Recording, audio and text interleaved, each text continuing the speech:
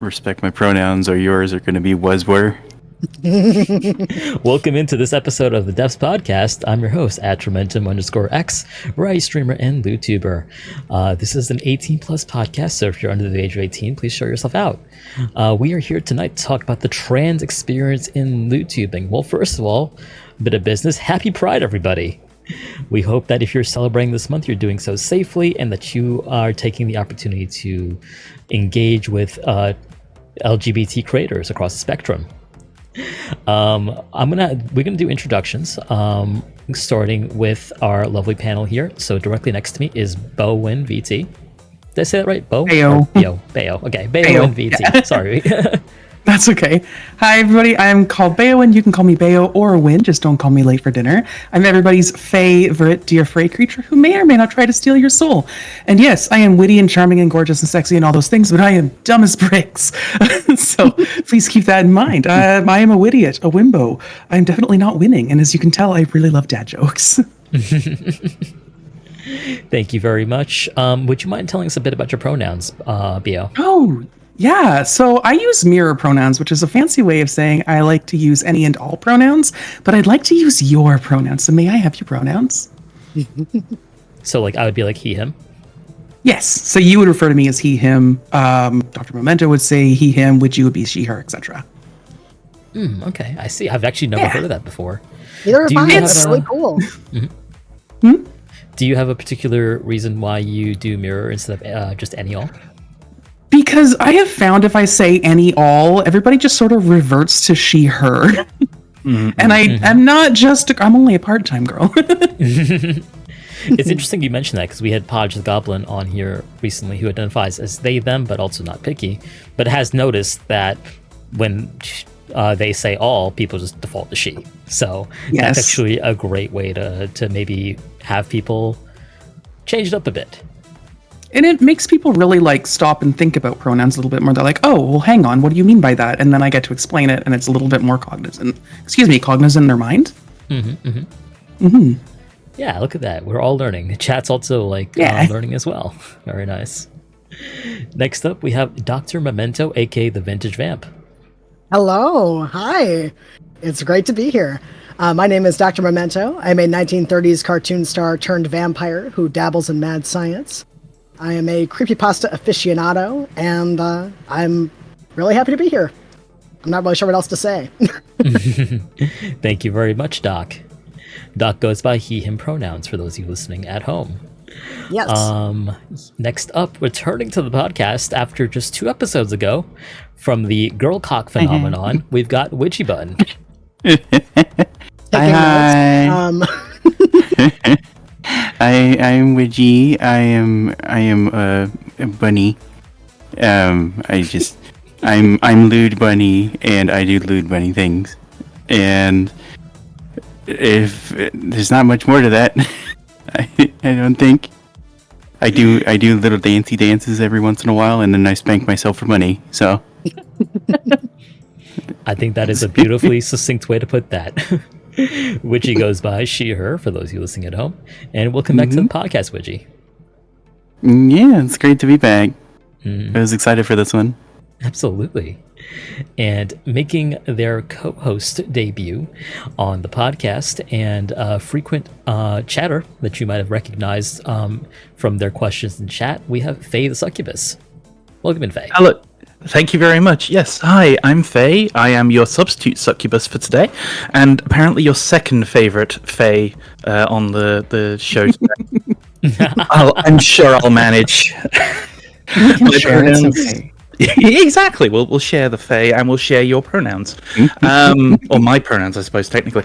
My pronouns are, in fact, she, her. I am a trans streamer, VTuber, generally someone who overthinks everything, and as such I send Atra giant paragraphs in chat because I'm always interested to learn things, and in this case this is something of a subject of expertise of mine because of the whole I used to be a big fan of dad jokes as well, but now that I'm more of a mom joke person, so here I am helping.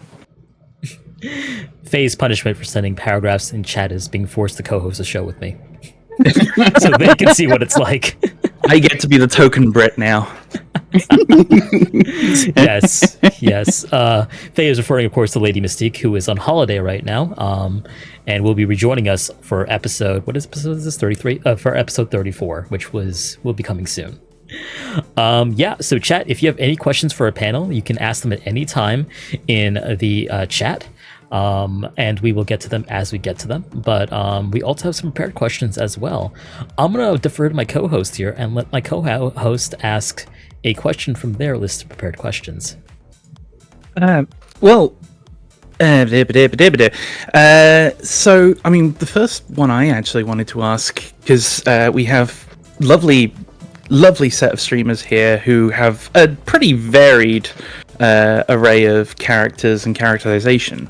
But would you say that for all of you, being trans is sort of an intrinsic element of that identity, or is it more just it's a part of your identity and therefore has been kind of carried across to how you stream and how you perform? Oh, well, for me, it's absolutely part of both my identity off screen and on screen, because I have two models. So I like to go around and do both. Yeah. That was so smooth, too. Thank That was you. this is one you prepared earlier. Oh, that's fun. Yes. That's awesome. Yeah, thank you. You're welcome.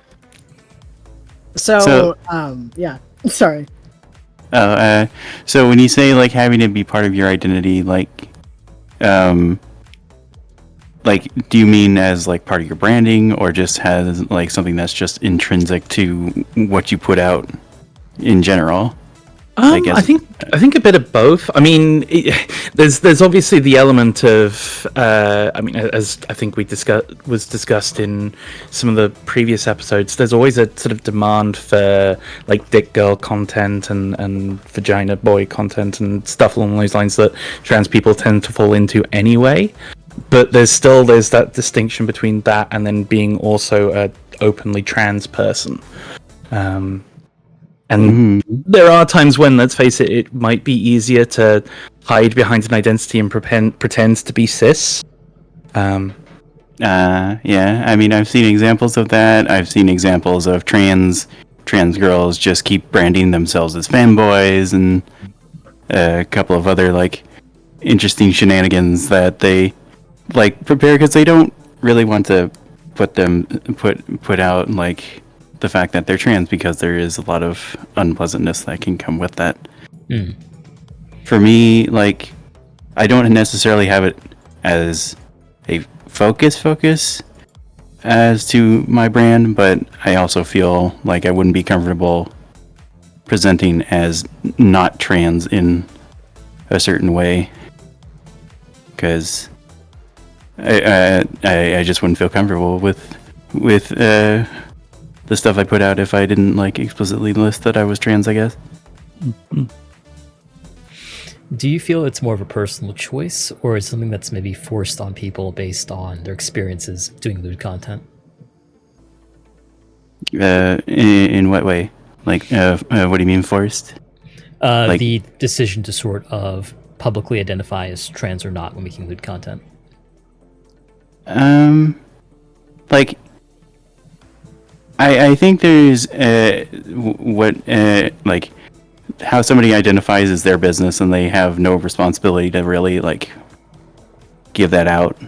But at the same time, like, I feel like being more honest with yourself kind of comes through to your audience, and also just makes you feel better, I guess. I don't know. I feel good that I am out as trans, I guess, is what I would say as a personal experience. So there are definitely some advantages to doing different types of branding, but I'm happy that I'm out. So Gotcha. Thank you for sharing.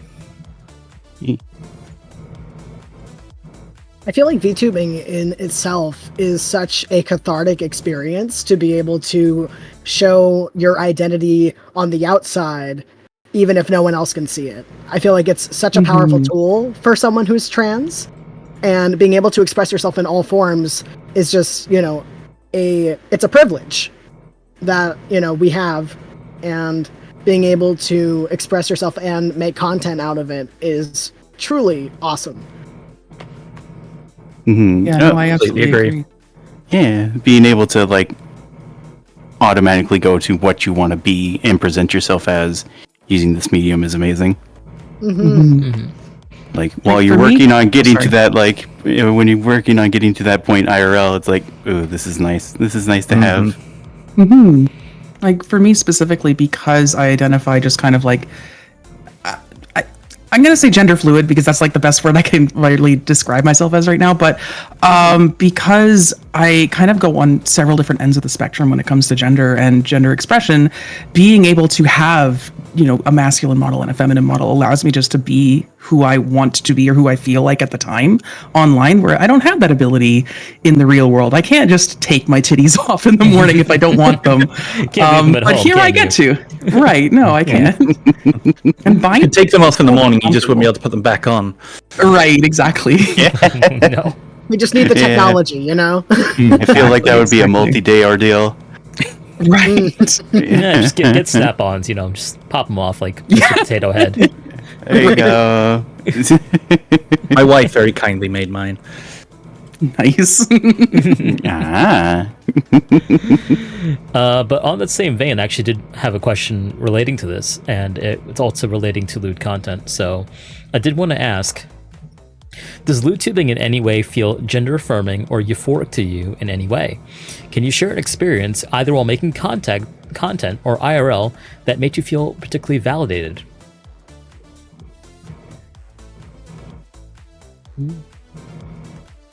I mean, speaking for myself, at absolutely 100%, I don't think I'd have actually felt comfortable accepting myself as being trans if I didn't have this identity.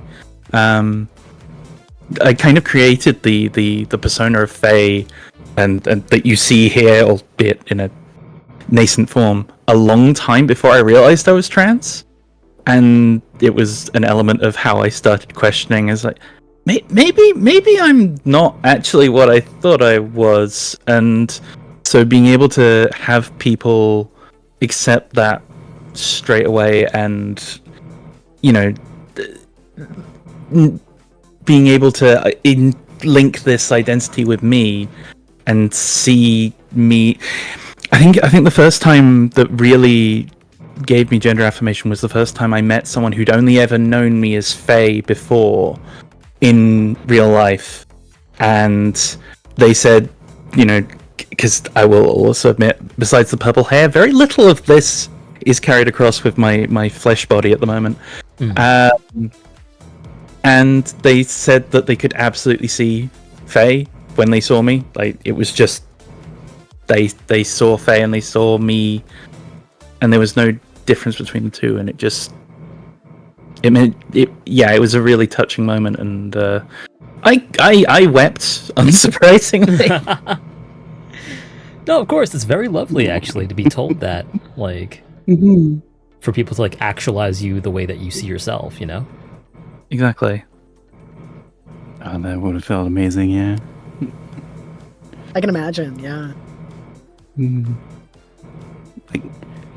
Like in regards to lewdtubing and like lewding and stuff like that, like having somebody who like really enjoys your content or something like that, and explicitly like sees you as like a gal for me, is very nice. It's very nice, and like I don't know, it makes me feel super sexy.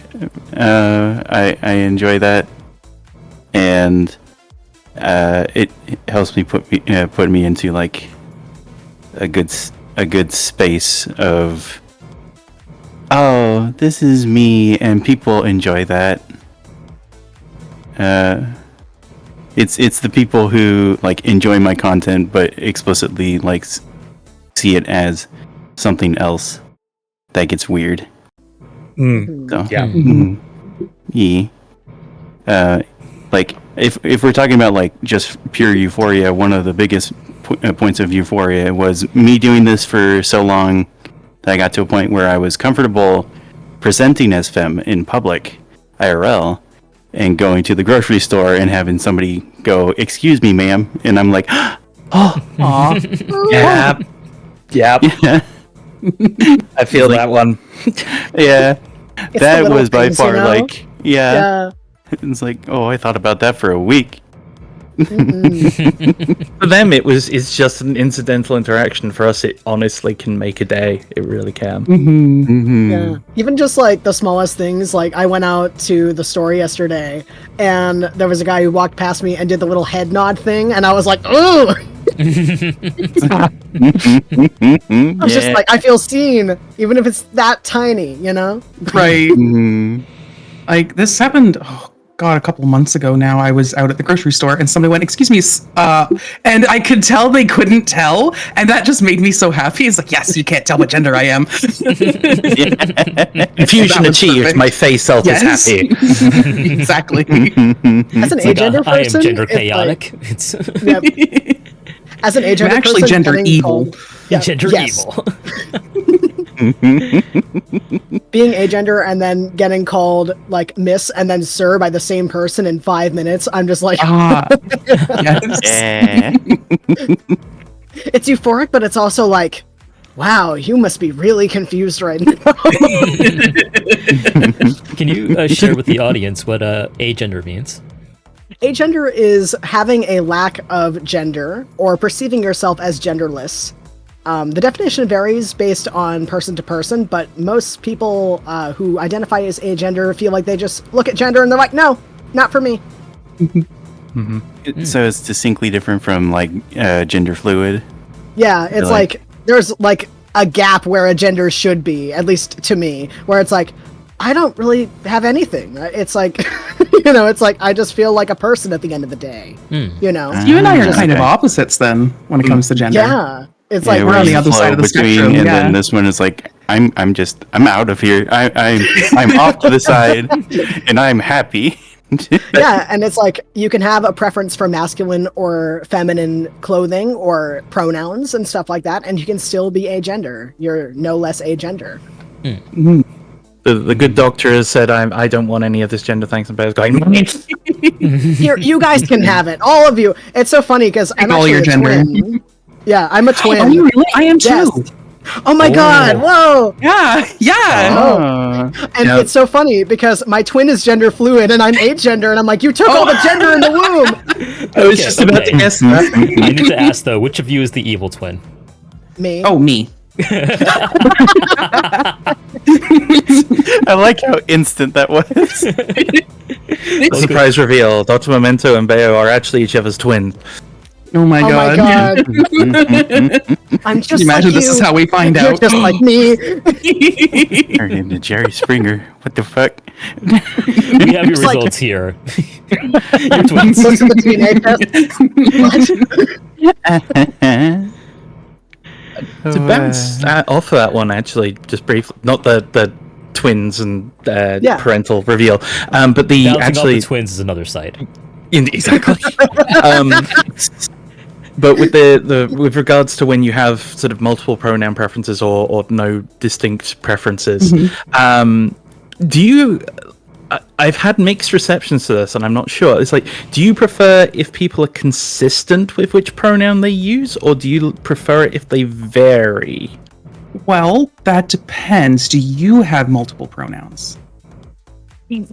Fair, yes, fair. That is a very specific case. Yeah, Although- so I think for me, because mirror pronouns are like so kind of nuanced and unique, it's very different. From what I've heard from other people, and I think that if I weren't using mirror pronouns, I think that if somebody just defaulted to one pronoun, I'd be like, I mean, like, there's all of them. You can choose the whole platter. But if it was like only she, I think that would like tick me off a little bit, or only he. I think that would bother me a little bit, other than like neopronouns. If somebody's stuck with just one neopronoun, I don't think I'd be upset by that, because like they're trying something outside the box. So Yeah. Yeah, So, like, it's like The effort is what counts. Like With the- or it's the something? effort. Oh, absolutely, it's the effort that counts. Absolutely. It's like, as long as you're trying, literally, that's all you need is to try. That's all that's all it is. Like, it doesn't matter if somebody uses only they. At least I know that they're trying and they're not defaulting to what they see in front of them right now. Yeah. It's interesting because I have heard that like some people don't appreciate people just they theming them, even if they know that they prefer like she, her, or he, him. I've heard I think it's instances of different that for as any well. person. I think it's different for everybody.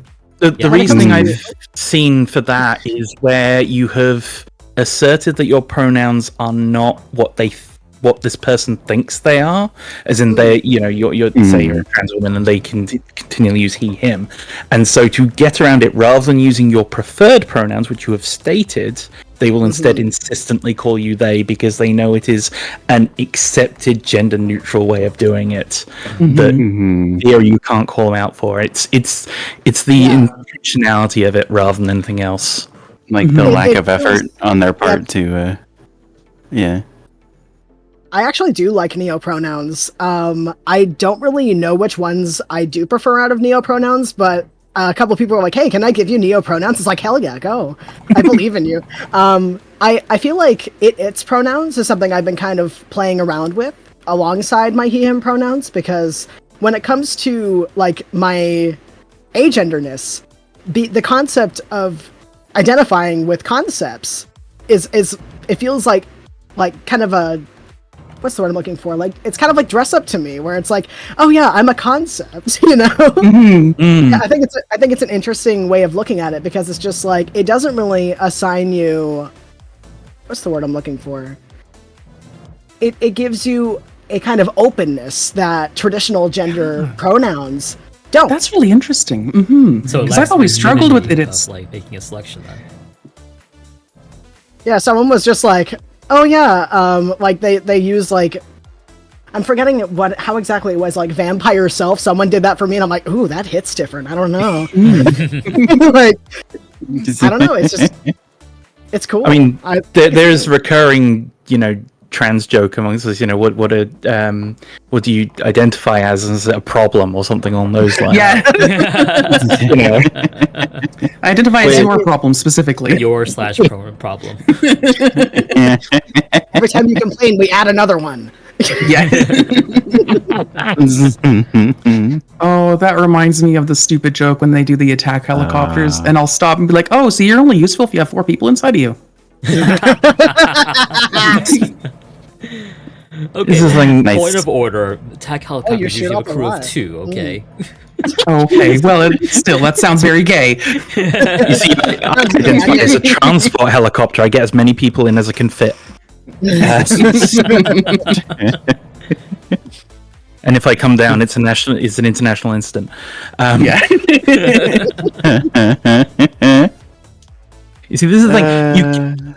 Transphobic jokes, we get, there's a lot of shit from particular folk that will say that, oh, you can't make these kinds of jokes, and it's like, you could make these jokes if they were funny and creative.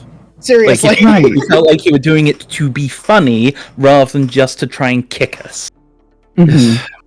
Yeah, because one is referential to like knowing trans culture, like the definitions, and like having an awareness of them as people, and one is just being shitty and mean. Like, Exactly. Yeah, like the It's like entire creative. punchline is just punching down and dehumanizing you.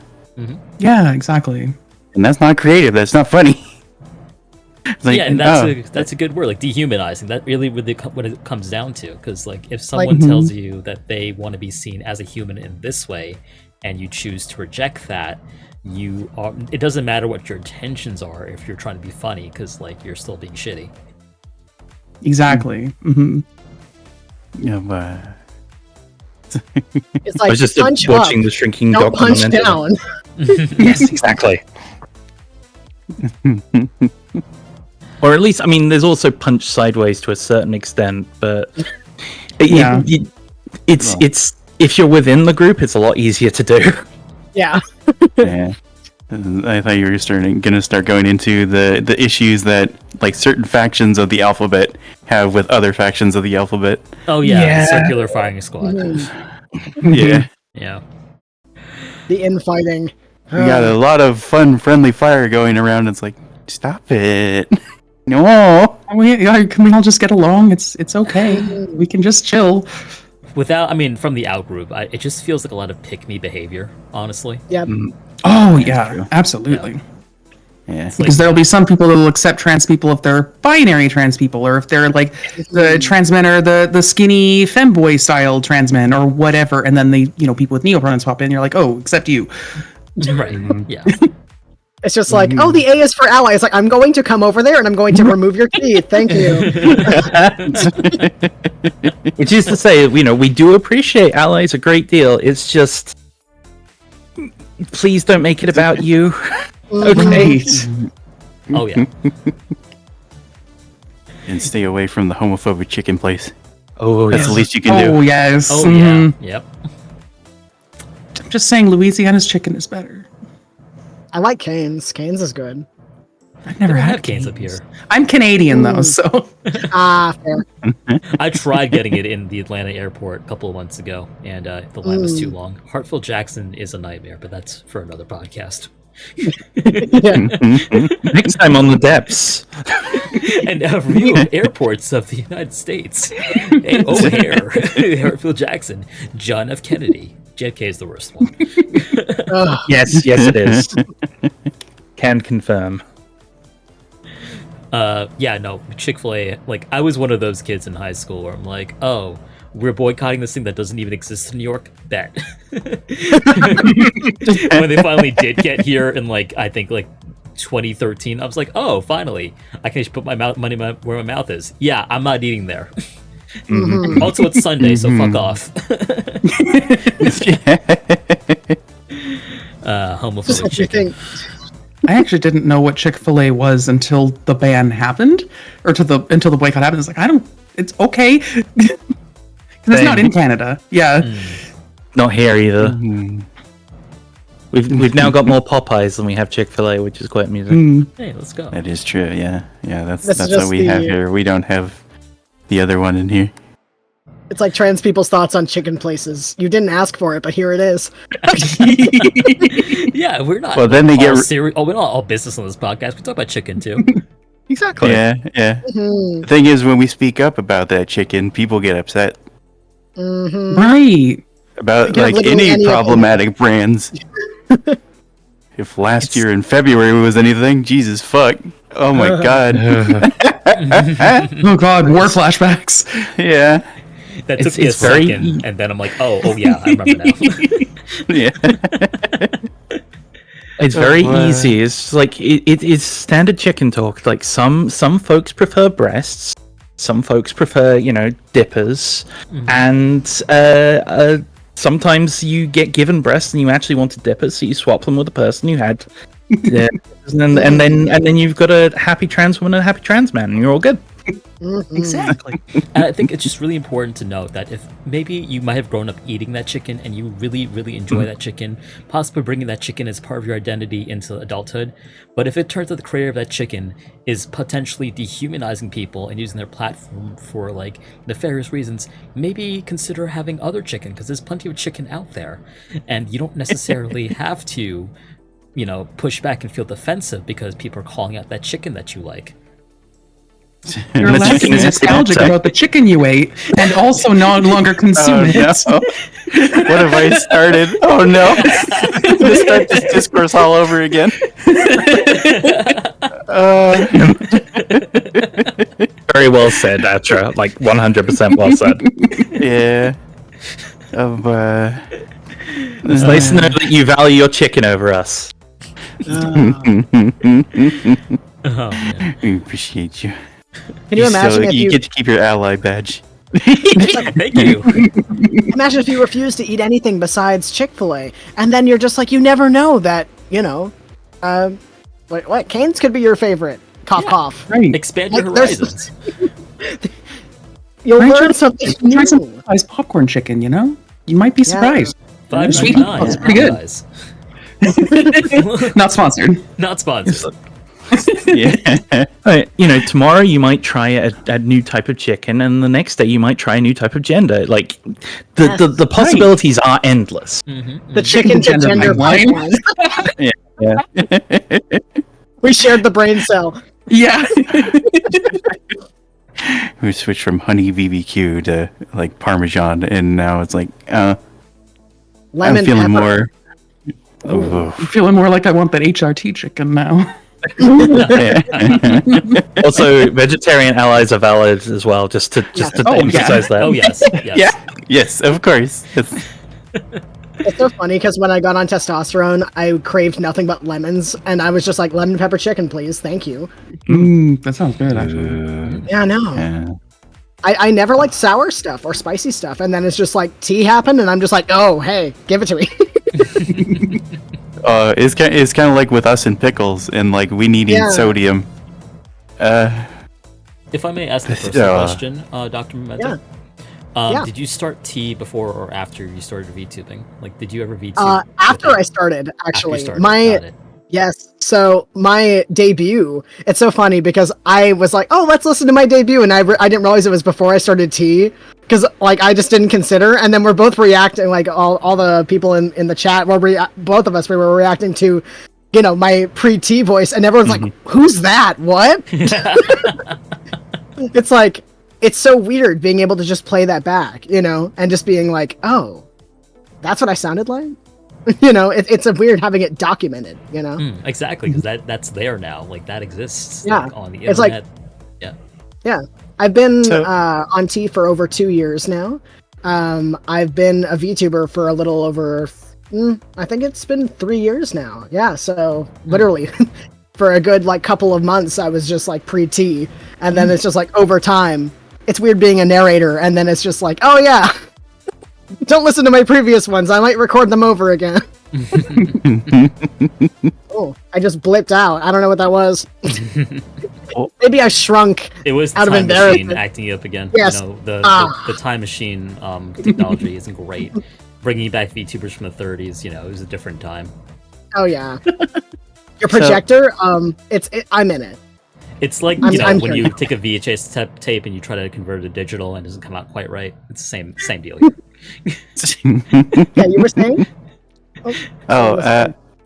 I was wondering, like, when you went to go back and looked at your debut, was it more of an unpleasant experience, or was it like an affirming, like, I've made like a lot of progress since then kind of thing?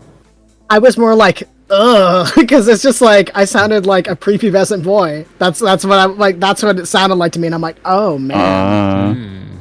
You know, but it was kind of funny looking back on it, and we're just like, wow, progress, you know. Out of curiosity, have you got any sort of inclination to, you know, take down the videos from those times, or just kind of?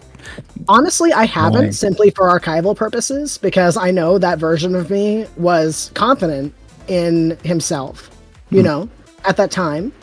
And, you know, it's something that is, you know, it was my debut. I made like a little PowerPoint and it has my basic lore in it, and I'm like, I don't want to do that again. So, you know, I feel like it's a learning experience, you know. It's like, hey, this is what a trans person can look like, you know. And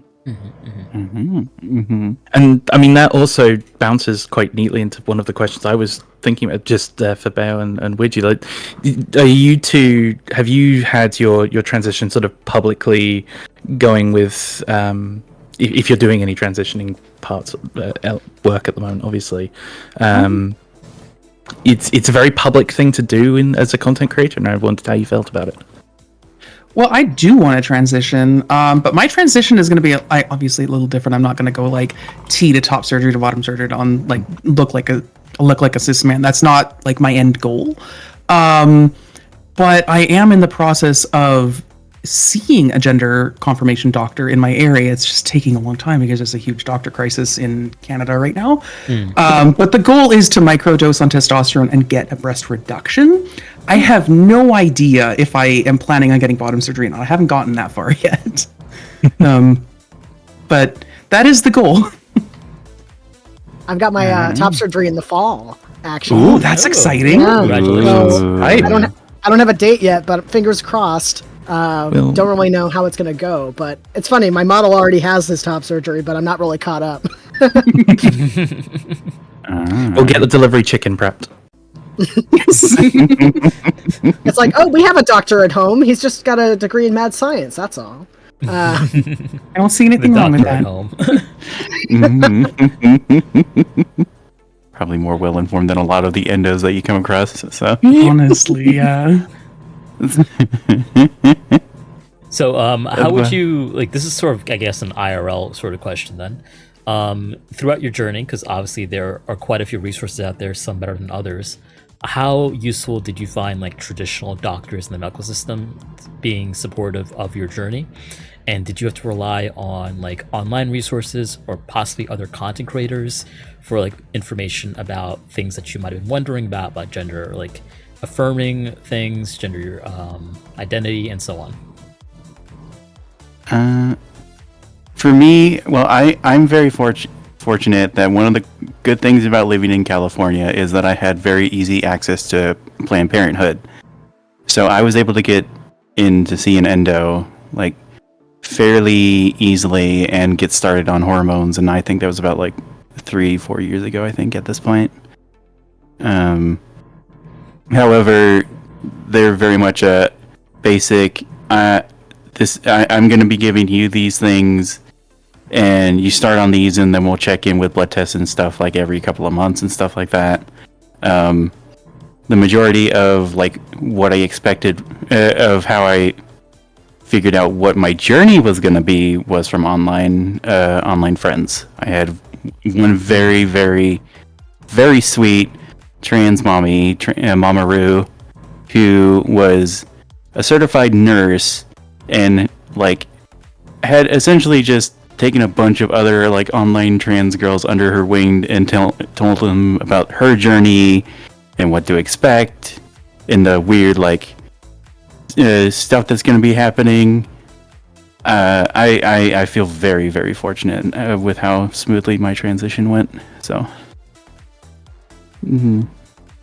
That's really lovely that you're able to find like an online community and even like a mentor to help you sort of through that, what to expect, so to speak. She was the sweetest, and I also had a bunch of other wonderful friends because the main platform I'm on is like 90% trans or in some way part of the alphabet. Yeah.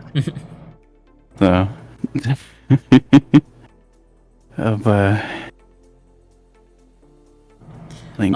about the rest of you? Were you able to find like an online community while you were transitioning? And how was sort of the support IRL versus like online? Like, did you require like an online supplemental like help from folks to like understand your journey? I guess would be the question. I kind of did most of my transition stuff by myself, actually. I was brought up in Las Vegas. I did have resources, and I was able to go to like Pride events and stuff like that, where I did get the basis of information, but most of it was just down to a Google search. That includes getting my name legally changed, my gender marker legally changed, all that stuff. But I pretty much did it all myself, and I was kind of the trailblazer of my friend group. Thanks to me, like a lot of my friends realized they were trans, including every partner I've ever had. It's funny how that happens, isn't it? It's like, and the common joke is like, oh, all their genders just got absorbed into the void where mine should have been, and I just took their old genders away. So You might actually be a supervillain. maybe, perhaps. That's your whole shtick, is just stealing people's gender. there you go. Yeah, add that as part of your lore. I'm just the spot, guys. I'm just the spot. I just take all the. For me, IRL, I kind of sort of got stuck. I had to do a lot of it on my own. Like when I did find out that I was, well, I kind of always knew that I was trans, but when I like finally discovered like who I really was, I kind of had to go it alone. Like I lived in a very small town, very, very Christian-y. My family still wasn't and still isn't kind of supportive of it. So I was very fortunate to find friends online, a couple years later, who were all trans and all amazing and have been really, really helpful and supportive during my current journey now. And getting to a point now where I can see a doctor, and I am living in a good place in a good neighborhood and everything, and getting the ability to get my gender marker changed, get my name legally changed, is now something that I am able to do. I wasn't able to do that like 6 months ago, but I can now. Yay! Hey, Yeah. Nice. nice. Yeah, it's like, I actually didn't know you were from Canada, so it's also interesting to hear that perspective from. I only just came back. I wasn't in Canada for a while. I was in America for almost 3 years, and then I had just moved back in January. It's a whole thing. That's a different can of worms. Right. No, of course. Mhm. Yeah. Come on. Sorry, see. apologies. I now have a cat in my face. Yay! She is the true star of the show. I don't have an asset for her though, I'm afraid. So Can you'll you just tell have her to that I imagine. love her? Please tell her I love her too. I love cats so much. Give them all the pets for us. Yes, your little baby. I feel like So- talking about like the journey is good for leading into that one question about how we all like kind of realized we identified as trans in some sort. Absolutely. So, like, Ooh, mine. Oh, sorry. oh no, go for it. I was gonna say mine kind of has some trigger warnings involved in it, so I don't know. I guess. I was in a really difficult situation for many years, and I didn't have any ability to like figure out who I was until like very recently. And after I kind of got out and was like trying to figure out like who am I, what am I, and all these different things outside of what people's opinions or what people imposed on me, it kind of figured out that, well, I'm not what everybody said I was, and I'm still kind of figuring that part out. And lewdtubing has been very interesting in helping me discover that, like, the sexual side of myself as well, and like figuring out what I am surrounding that. So that's my story. It's really weird. Well, why don't you elaborate a little bit more? How do you feel that lewdtubing sort of helped that you discover that side of yourself?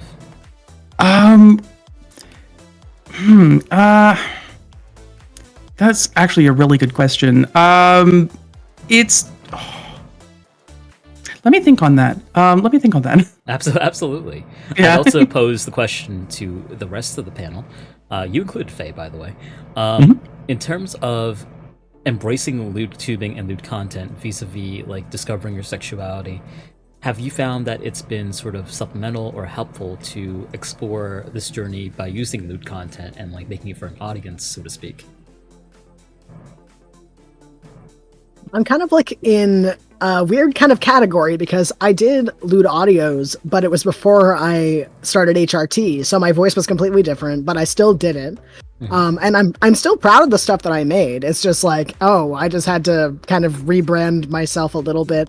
It's outside of my VTuber self, but I'm thinking about getting back into it. But I feel like, I think I was kind of ready for my voice to be like done cooking, quote unquote, before I started diving back into it again. And it's like, okay, my voice is done, quote unquote, cooking. So, I'm just like, great, now I have to do it. And then it's just like crickets.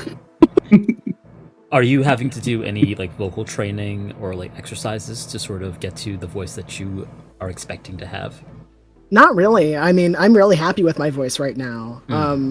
This is just my regular voice talking, and I feel like it's just natural to, use my regular speaking voice. Tea is one hell of a drug, isn't it?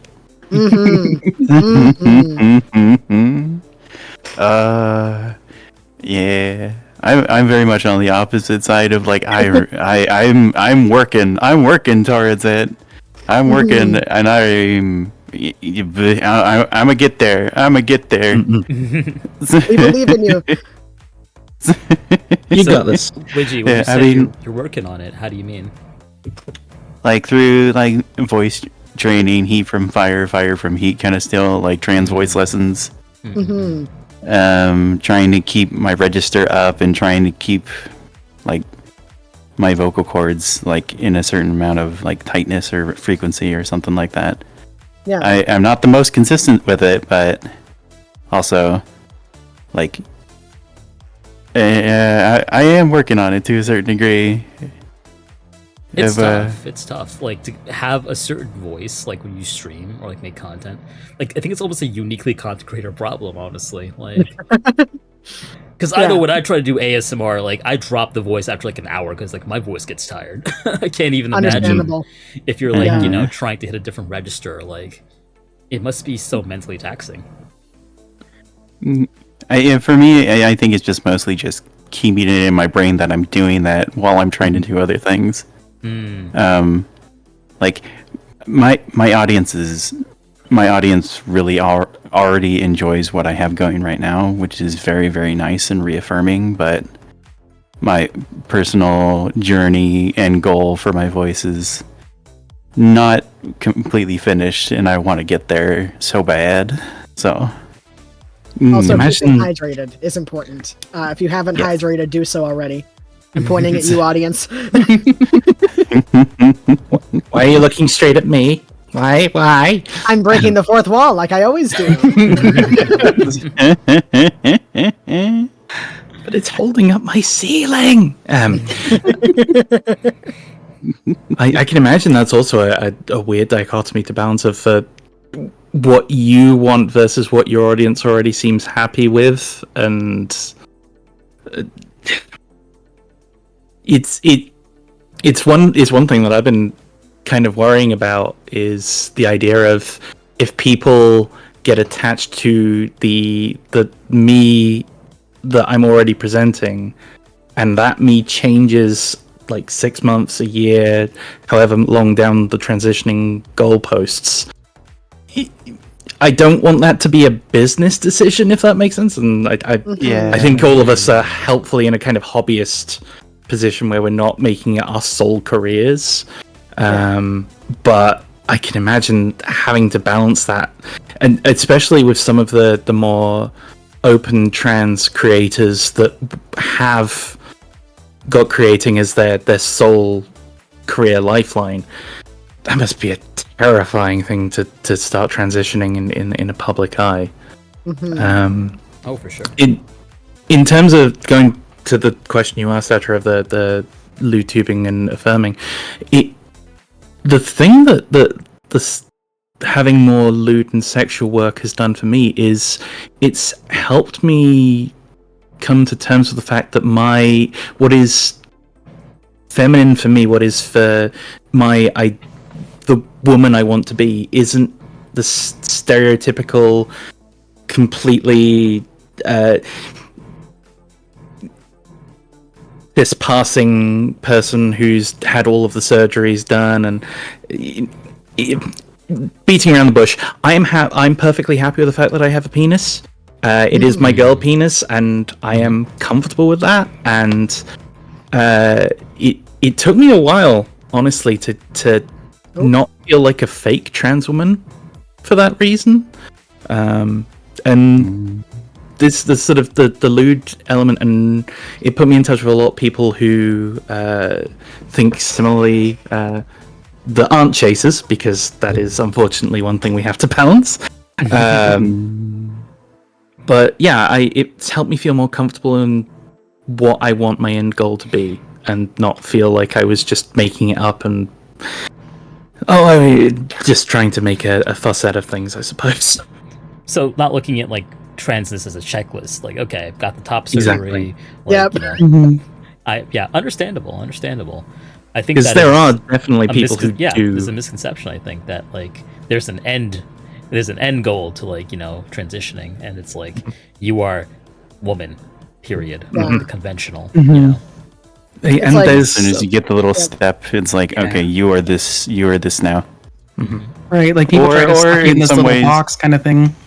I was gonna say, like, people always ask, "Oh, when are you gonna get the surgery?" It's like, that is really, it's different for everybody, and I have to educate them on that, because it's not like a one size fits all. You get the surgery, boom, you're cured, right? Right. It's like not everyone's aiming to even pass per se. Exactly. That gets held up as a yardstick a lot. Right. And sometimes asking the, like, what kind of surgery question as well, depending on the context, can be quite an invasive questions. Like, hey, what kind of genitals do you have? That's not something that you ask around coffee, you know? Yeah, exactly. Yeah.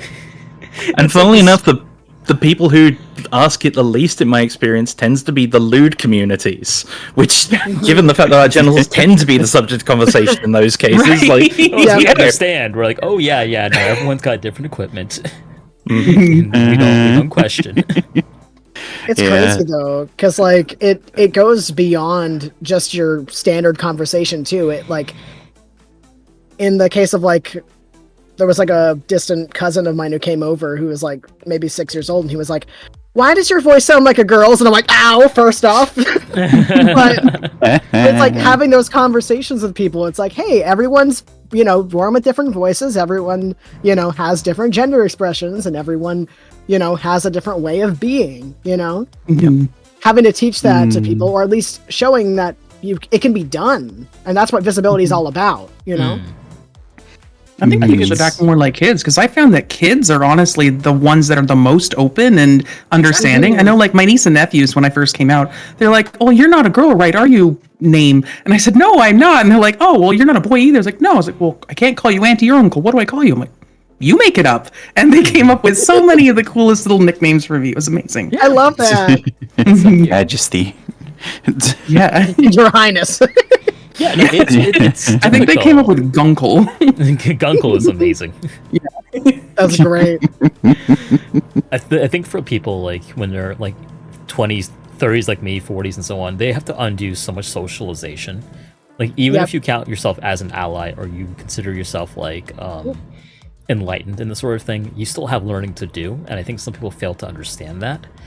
And that's why they'll either ask invasive questions, like the questions like, when you're getting your surgery done, because like, oh yeah, look at me, I'm a cool ally, I can ask about this, without thinking like, oh yeah, no, maybe that's between them and their doctor and not you. Yep. I mean, you even have fellow like trans people who have to unlearn certain perceptions of what being trans is. Right, because you enter the trans community, we all enter the trans community the same way, right? Knowing nothing. Right. Yep. Yeah. Exactly. And internalized misogyny, internalized transphobia, internalized various other sorts of bigotry and so on. Like, we grow up knowing stereotypes of how different genders behave, and balancing what the reality is versus trying to play up to what we imagine in our heads. There's so many elements going on with it. And the stuff we don't even think about until we like actually make conscious awareness to talk about it and think about it. That actually does sort of delve into something that I wanted to discuss about sort of like benign questions and things that are not necessarily people trying to be harmful or transphobic, but maybe have some learning to do. So, and this particularly relates to like making content as well. So the question is, how do you deal with questions or comments from chatters or the creators that, while it may be benign, are still uncomfortable or invasive? Creators, I give the benefit of the doubt. Chatters, I just don't have the energy to give the benefit of the doubt. I'll just go ahead and put that out there. It's like, it might be innocent, but like a good chunk of the time, it's not. Yeah. Creators very much a different breed in that, like, I for the most part, they seem genuine, like, about their questions, even if the questions may be a little off color. Yeah. It's like, I don't really get too many people who like ask too much about like what's going on. Like, and if they do, I usually have the time to kind of just be like, hey, this would be appropriate question for another time, or if you're talking one-on-one with me, but this is not appropriate for chat right now, and if it continues on out of my comfort zone, I'm usually just like, okay, you're making chat uncomfortable, I'm just going to block you real quick and just, move on with it. When genuine questions become harassment, that's, not okay. Yeah. I'm really lucky in the sense that I don't get that many invasive questions on, like, in the public eye. But when I do, I usually, get really self-conscious because I have social anxiety. But I also usually like direct them, hey, I don't really have time for this, but we've got this great channel in my Discord. You can ask it there. And that way it's just go away. Yeah. Yeah, that's a good call. It's also a shameless plug, and we need more. Exactly. Yeah, always be plugging. It's a difficult, again, it's as everything seems to be, it's a difficult balance of, because like I think it was Atramentum who mentioned, people weren't born knowing the answers to all of these questions, and you do want them to be able to learn and to not feel like they're blocked off, but at the same time, A, you can't discuss all of this publicly. B, you don't want to discuss this all publicly with people you don't necessarily know that well. Right. Yeah. And exactly as Widgie said, like there are so many attempts to do bad faith arguments that are just they're trying to pull you into answering endless questions, and so sneaky debate with you, like about exactly. your right to exist. It's like, when did this stop becoming a conversation? Right. They're waiting for the gotcha moment. I think that's what it is. Yeah. Oh, gotcha. It's like you can't talk someone out of their own identity. That's impossible. Yeah. Like, what happens? You just detransition at the end of the conversation. Wait, what is their goal, right?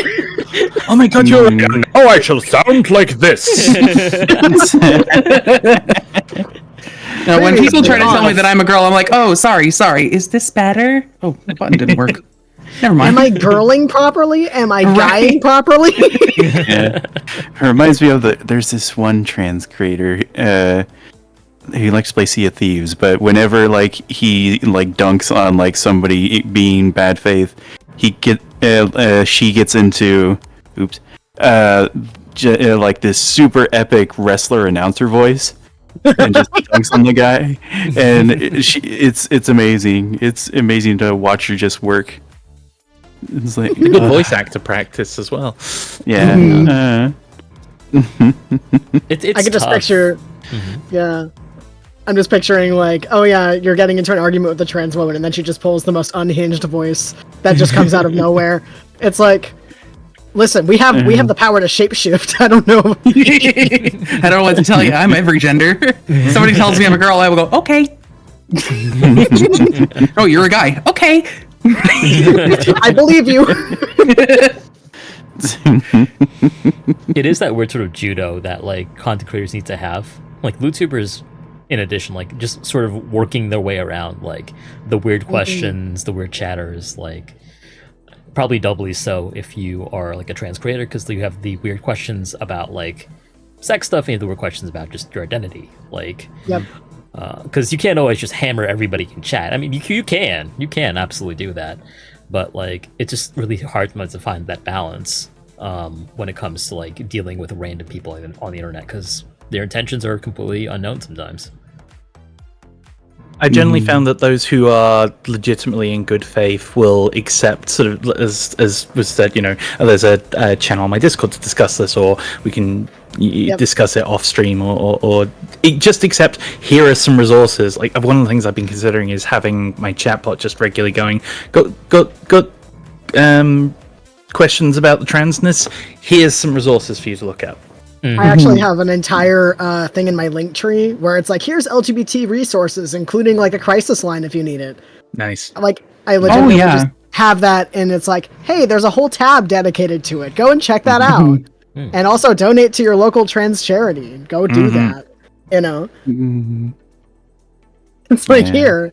If I get these questions, just revert them to, hey, if you want to directly support trans people, here. If you want to directly support much more understanding.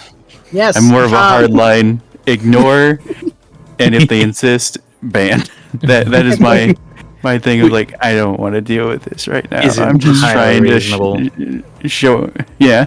The best way you can support a trans person is by directly Venmoing or giving them money. Right. There we go. Support a trans person. Give me your money. Yeah. It's Buy me Pride Month. DoorDash Give gift me cards. $50. It won't hurt you. Exactly. But I mean, Atra, I imagine you've probably got similar experiences with like having to be an involuntary educator from the racial demographics perspective, whereas we've got it with the gender perspective. It helps that I'm sort of racially ambiguous, so. Well, it was interesting, like hearing like the depths one about Asian creators. It was fun lurking that and hearing perspectives in that one. Yeah, because like that was for me, like that, like I was telling folks, like, you know, before I was even doing any of this, I was an Asian studies minor. I like marched with people. I've like done organizing. I've done like journalism. I was a journalist for 3 years, so like, it was a core part of my identity, and like it's something I de-emphasized like starting out, because like not for any reason that I'm like, oh, you know, I need to not be Asian to like, you know, make content. It's more like, well, this is a very important part of me, but I like to set that down for a bit and like maybe just try something else, like being an entertainer or whatever it is.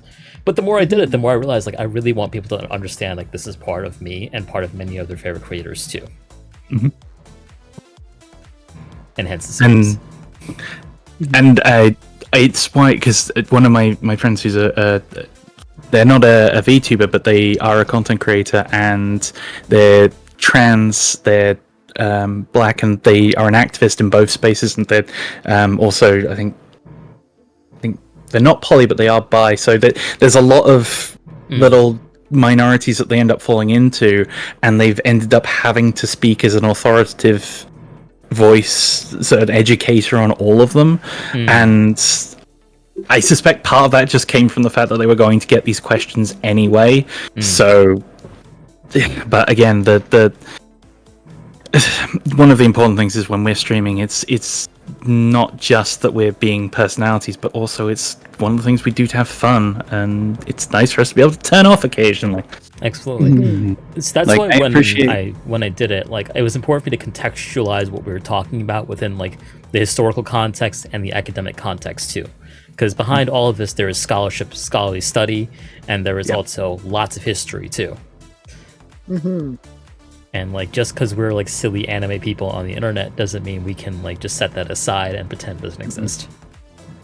'Cause, I mean, Especially and when there's you have a also the lived platform. experience as well. Like, absolutely. Yeah, I do appreciate like how much work a lot of people put into like being good educational resources, or being able to direct people with genuine questions towards resources that can help better inform them. Or like bring light to issues and such. Yeah, and like this It's is why very admirable. I heavily like credit like other lewd content creators for educating about kink, for example, and bringing that lived experience into the space, because you'll find that when you talk about kink, when you talk about like gender identity, when you talk about like racial dynamics, there is somebody out there who has that question and like hasn't asked it yet, or doesn't know to ask that question yet, you know? There's a lot of big names who don't know the concept of certain parts of kink and relationships in general, and that turns into unpleasantness. We need more people like talking about it and giving like fucking educational resources on like basic concepts like consent. So We're probably gonna have to do the poly episode again, actually. For future. On the flip side, kink is such a great way to explore gender identity. Oh, in a absolutely. way It really to- is. To play around with dynamics, you know? well, Have you like ever done any of that sort of like gender dynamic like role player kink in your content, Doctor?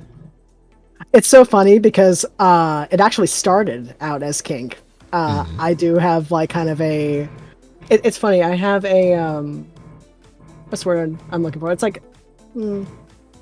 It's like a medical kink, but it's like I'm more specifically into lab coats. That is something that it kind of started out that way. I was originally just gonna be a cartoon vampire, and I'm just like, something feels missing, right? When I was making my character, and I'm just like, you know, how can I bring something into this that makes me feel powerful, right? And it's like I kind of brought the kink into it. I kind of just injected that in there, and it's just like it just kind of never left. Yep, Injection, I did. Doctor. but No, like I just a little sprinkle just to make me feel better. And it's like, it kind of just, connected all the dots. It satisfied like all the different facets and variants of me. And not to mention, doctor is a gender neutral term. So like there's no gender attached to it. So, There's no doctress. yes. What are your pronouns? That kind of sounds kind of badass, though. I'm not gonna lie. Yeah. I'm a It doctress. also kind of the doctress. Listen, tucks hair behind my ear. Get her on the phone for me. I was gonna say also, shortly before I made Dr. Memento as a character, I had a really bad run-in with an actual doctor in my real life that was like, "Oh, you're messing with nature." Who told me that? And I'm just like, No. yeah, no. And I'm just sitting here like, okay, I'm messing with nature and I'm creating life. Let's make a mad scientist. Let's go. So I it love literally, that. I took that bad experience and I made it into creating this character. And I'm just like, this is me. This is. I'm rejecting nature. I'm defying everything that they said I couldn't do. And I'm You're making so real it. for that. That's kind of the essence Yeah, of cool. Dr. Memento as a character. And being trans is seeped, and it's pretty much the basis, the foundation. Like, he literally was a female cartoon character who reanimated himself and became himself and who he is today. That's like the whole lore. Part of it. Anyway. Always. It's always interesting seeing somebody like grow something partially out of spite. Yeah, no. Yes. And it's like, yeah. I've said it before. Like- Spite-based VTubers are based. Absolutely. Literally, it's just like, oh, I hear you talking shit about trans people. Let me just, let me just come talk to me. I'll no experimentation. It's not experimentation. It's just lesson learning. We're just teaching. It's a teaching moment. Also, I realize it's the wrong sort of era of cartoons for you, but I mean, as an anime shonen arc, going from one gender to begin with to being your true final form at the end Yes. it's a good arc. It's a good arc. Some good shit. I was gonna pull out the film Roll Tentacles as a threat, but it didn't come up. Oh. Here, like, let's see, there we go. Performance anxiety. Oh, let's there go! Hey! Oh, you Yeah. place there, yeah. Oh. Yeah, we got the tentacles. Nice. I feel Let's left go. out. I don't have tentacles, but I do have fancy effects. So, Witchy, what's it like without the fancy effects over here? I just have like a shit ton of different outfits, and well, I do have a tentacle, but it's a interesting tentacle. Same. Oh, Yeah. Yeah. We love tentacles around here. Put it away. Yeah, This is a family-friendly show. Can't It's show not. yeah. I got a bunch of goodies in here, but none I can bring Is that out what you right call now. it, a goodie? Yes. I'm more of a baddie myself. The two genders. Good. Goody and baddie. The good twin and the evil twin. Now meet the baddie. Actually, to jump slightly off, because one of the questions I wrote happens to kind of link into what the good doctor was saying. Because I'm curious. All of us obviously have very different looks, and in terms of what our avatars are and our identities are. But is your virtual persona, would you say, like something you are aiming towards as your sort of transitional end goal for your IRL self, or would you say that the journey you're going on is quite distinct and different from how that's represented with your persona? If I could look like a Fae monster in real life, I would die happy. Yes, this is fairly unrealistic transition goals, but it is a goal, right? Like I have my realistic expectations of what I'm going for right now, but this would be the ideal of what I would want. So I'm 100% the same, Witchy. I think that like with Dr. Memento, it's kind of like a mix of like me at my most confident and at my most like fuck you, I do what I want. It's literally it's the spite coming back again, but it's also a like, hey, I'm unapologetically myself, and you know, it's kind of like it's not really end goal transition. It's more like how I ideally see myself, which I guess is kind of similar. It's like if I could look like this all the time, I would, you know. It's got a bit of the vibe of if you keep the mask on for long enough, it'll. Literally, it was just kind of a force, not really force, but like, oh yeah, let me just, you know, play into this. And it's a practice. Like, if I need to be a leader, I step into that kind of a role where it's like, hey, I'm going to take charge, and that's going to be, you know, how this is going to go. That brings up like an interesting question of like, like your self-image, and I'm guessing like a lot of us were doing this during like COVID and such, right? Yeah.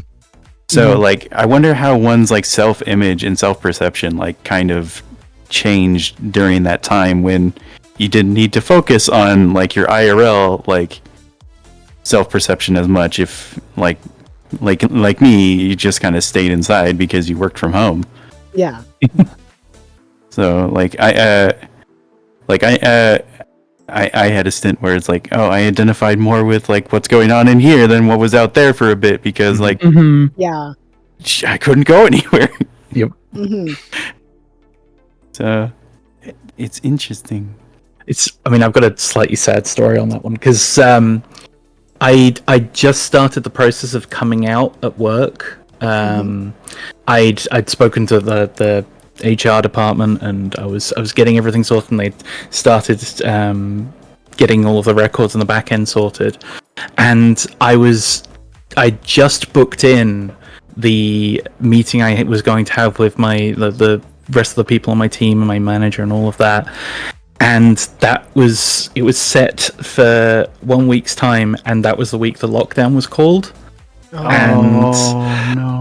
then I was like, well, from what everyone is telling me, this is probably going to end fairly quickly. So, and I'd much rather do this kind of conversation in person. So I'll put it off, and I'll just keep. I got the hope up, but I'm gonna stamp it back down for a bit, and I'll keep going as my old self and be fine. And year and a half later. Dang. Yep. Yep. It ends up with this. We're doing as I'm sure a lot of the people experienced with working from home and online. Our team started doing these weekly team meetings, which were just an excuse to get everyone to talk to one another again. And the way we tried to do it in an interesting way was we'd give it to random people to run for half an hour. And I had forgotten that it was my turn, and so I was going, what do I do? And then remembered that it happened to be Pride Month that month, and went, okay, so this wasn't exactly what I had planned, but hi, I'm Faye, and just came out with no like warning or prep whatsoever, and it worked really well.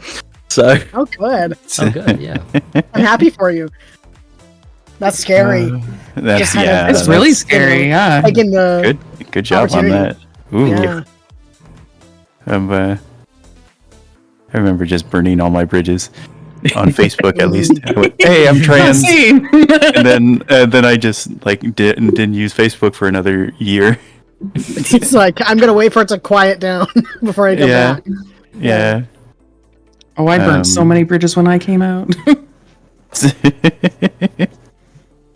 I was very fortunate though. Like the person that I was like, I am going to have a personal sit down like call with about this was my mom, and she was super understanding about that. that's good. Oh, One of the most nerve-wracking things, even though in the front of my mind, it's like this is gonna turn out well.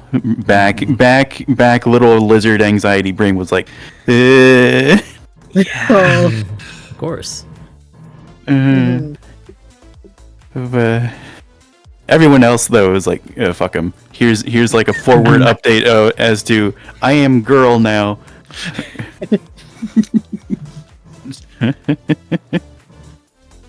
just kind of like did it in the course of just changing my name and my pronouns, and then it's just like waiting for it to just kind of like, oh, okay, you know. It's oh my god, that's so clever though. I was just like, okay, let's see how long it takes for them to notice, and If they say anything I about came out it, accidentally. Oh, yeah. Oh no. It was okay, so not really accidentally, but out of spite and anger. So I was getting ready for work. You're right, I was getting ready for work. This is back when I was still living at home, and my dad and my brother were having some old rant about trans people. And my dad said something along the lines of like, oh, all trans people just have personality disorders. And I looked at him and said, I didn't realize I had a personality disorder. Ooh. And he's like, wait, what did you just say? And I'm like, well, I didn't realize I didn't realize you were a doctor, Dad. And he goes, wait, you're trans? And I went, yep. And then I went to work. They let anyone be doctors these days. Right. Oh, that is 100% pulling the pin and leaving the grenade. I love it. Well done. Well done.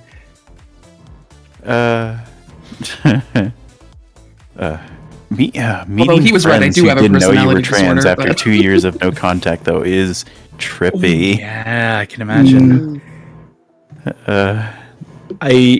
I can relate to that because I've recently reconnected with an old friend from university, and it turns out she is also trans and also a VTuber. And the way I rediscovered that was by getting raided into her stream and Oh my going, God! "Hang on, this voice is familiar." And we just managed to reassemble the connections from there. It's like, oh, it's you. Oh, okay, hello. We're different now, aren't we? Yes, we are. I'm so normal right now. I'm not excited like a dog seeing another dog. It's that Spider-Man meme of just pointing at Yes. each other. Yes. That's how all trans people communicate, just the point. Yeah. You. How are the hormones? Wah, wah, meow, meow, meow.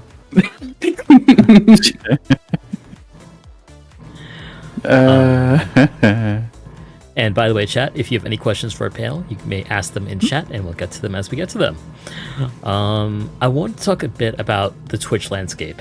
As we know, Twitch is making efforts to elevate LGBT people, including launching the LGBT guild, was it? I don't know the exact term, but they've launched a stream team of some sort to increase the visibility on this platform. So my question is, while Twitch has made steps to elevate and promote LGBT content and trans visibility, especially during Pride Month, transphobia is still rife among creators large and small.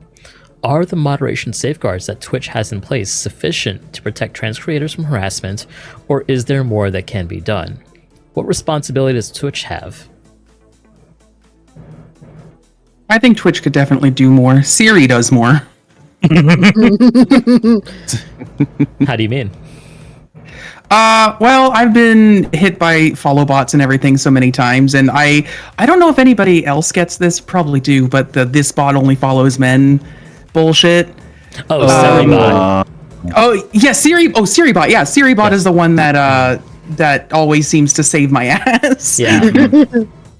I literally just installed that, so I'm just like, oh, good. I'm glad it works. I have not had the urgency to use it, but it's good to have it prepped in advance because you never know. Yeah. Only the thing you want to have before you need it than after. I've gotten told about it a couple times. Oh, Do you no find fun. that you get a lot of?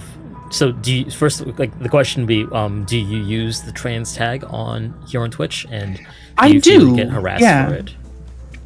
Yes, I think so. I get a few people that come in and they'll ask me things, and especially depending on how I'm presenting that day as well, they'll just immediately try to misgender me, and then I'll just swap models and be like, "Oh, thanks so much for referring me." And it usually pisses them off. That is a secret power.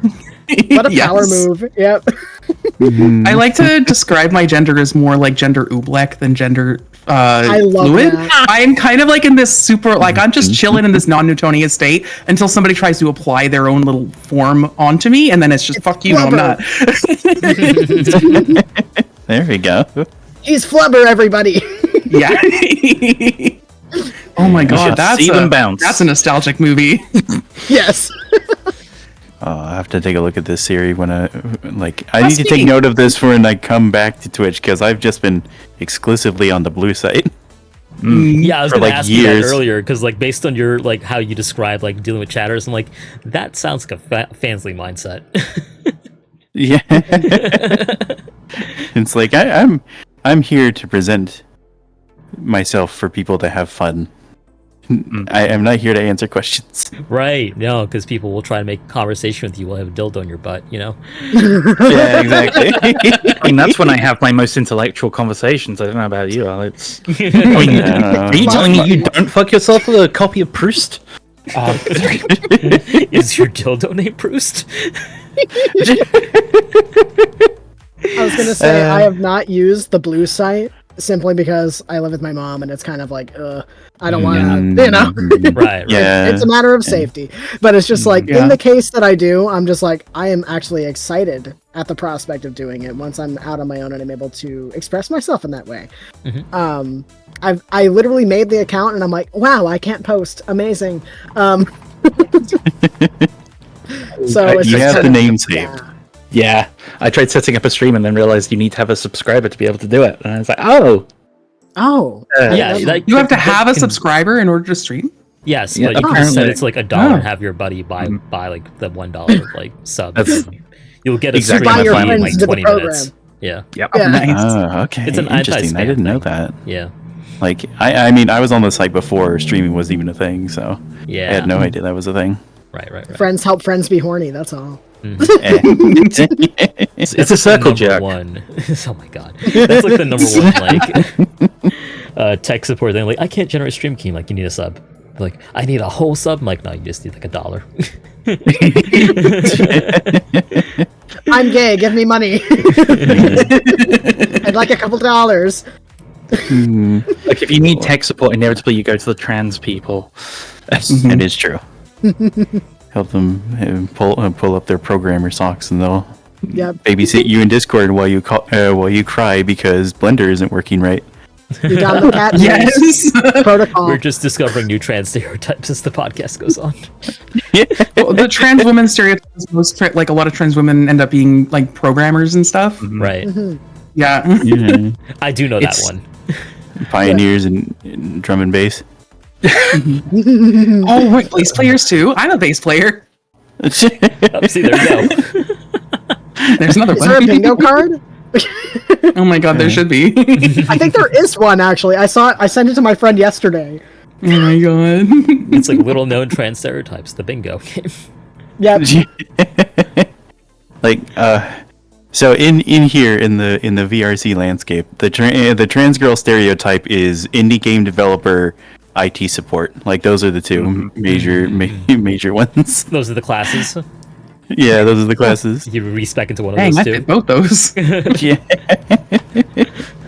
I don't want to distract too much from the question Atra asked, so I've just have this one last little diversion, which is I think that's also somewhat linked with there's a correlation that's been observed between people who are neurodivergent and people who are trans. And I think the association they've come up with is that by and large, a lot of neurodivergent people don't tend to have the societal norms imprinted on them in quite the same way, or as firmly. And from there, once you start questioning things that are taken as a given, you question almost anything. And at which point you go, well, of course I'm going to try different genders, because why wouldn't I? Right. Because for me, like, I'm autistic, and so like for me, like, gender just didn't really make sense to me. Why does girl have to be in pink box when I fucking hate pink? It's like, this doesn't fit me. Let me just go over to the other one, and then I'll just kind of like go around them like a cat, and then I'll just kind of like, I'll just find my own spot over here. You know? Right. Like, I'll follow rules if they make sense, and I will follow them to a T. But gender rules don't make any sense to me. It's like, I got diagnosed with ADHD last year in August. It's almost been a year. But ADHD gang. yeah, Happy ADHD anniversary. gang. Yay! Thank you. It's crazy though, because it's just like I just get A's in everything. I've got the ADHD, autism, agender. We got You're triple A battery. I'm more like a quintuple A battery because I'm also aromantic. Yep, there you go. Yeah, it's like I'm just like I'm all A's. I got a good report card at least. If only that carried across to my schoolwork. Right? Where was this when I was in school? That brings like the interesting point of like the two seem like interconnected. Of like kink can lead to you exploring your gender, or like accepting that you're able to play around with like gender, or not even play around with it helps lead to exploring kink. Yep. It's very interesting because it's both like breaking down these social norms and letting you explore things that like the implemented like conservative landscape that is just permeated throughout everything says you can't do. So it's very interesting. Yeah, I find that to be a good comparison. Like, kink can lead you to explore your gender. Gender can lead you to explore your kink. Being able to defy It's the transitive expectations property. and norms. Yep. I also saw that there was a thing where it's like neurodivergent people, like there was a joke where they invented kink where it's like, oh, I'm blindfolded so I don't have to look at you, make eye contact with you. I don't know what to do with my hands, so just tie them up. It's fine. Can't make decisions. Oh no, I think I know what you're talking about. It's like had really specific roles, so we know exactly what's going on and who's going to be doing what, and we talk about it in depth beforehand. And it's just like, oh. I saw a meme that was like, are you really a bottom, or are you just autistic and really need somebody to tell you direct directions? Yes. Both. Thank you. Yeah, that's a classic. I remember those. Yeah. Where it just goes in depth as to like your insecurities. And it's like, okay. Well, It's like someone's got to tell them that I didn't order that, and it's not going to be me.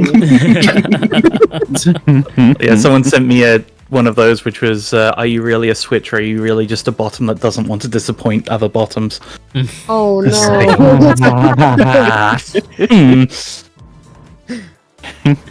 I'm now imagining, I do a lot of stimming, and then someone goes, have you tried over-stimming? It's like, what? Ayo. Tugs right behind my ear. Ayo. I was also going to say, with the whole idea of sensory play and things like that, that it's like, that is such a autistic coded activity where it's just like, let's feel textures for fun. I love that. And then sensory deprivation as well as like, well, I mean, I'm really sensitive to sound anyway, so yeah, give me some peace, please. Thank you. So one of my ultimate goals is to find a place where that has the floater tank thing, where you can spend me an too. hour and a half. And just try that out. I wanted to I try haven't been able those. to use one in ages, but it's so, yeah. If you spend enough money to us, we can all go on a trip together. There we go. Yeah. Transfer coming up. Yeah, like cycling back to like the autistic and sensory thing, I struggle with maintaining eye contact. So being blindfolded is great. Exactly. Oh, yeah. Yep. It's like, say that to my entire collection of blindfolds. Oh no. Oh dear. Oh, I did the glitch thing. The blip. You just like showing how you get small and big again in rapid pace. I'm just trying The my best. simulation's breaking. So we did have a question from chat. This is from Card Cutter VT. For the panel, what drew you to lewdtubing in the first place? What made you say, I like this, I want to do this? So I wanted to do lewdtubing kind of as a way to just figure out who I was and kind of take control of my life, especially like the sexual side of my life, because without going into too many trigger warnings, I didn't have a whole lot of control in that part of my life for a very long time. And so I kind of walked into sex work and lewdtubing in general to say, like, this is something that I want to do, and I want to learn and figure out what it is that I like on my terms and make money while doing it.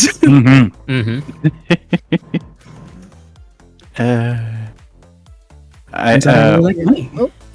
yeah, money's pretty cool. Money's a pretty cool side of this thing.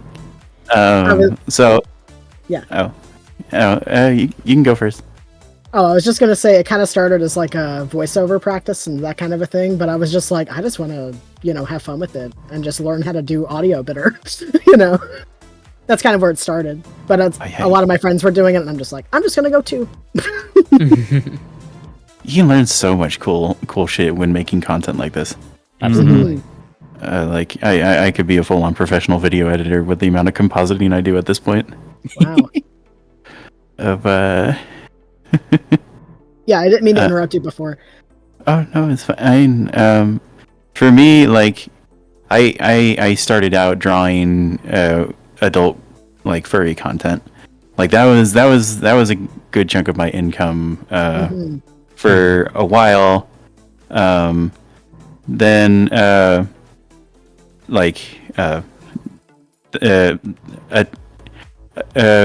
was a certain disaster that made me lose my home. And it's California, so my hometown burned down.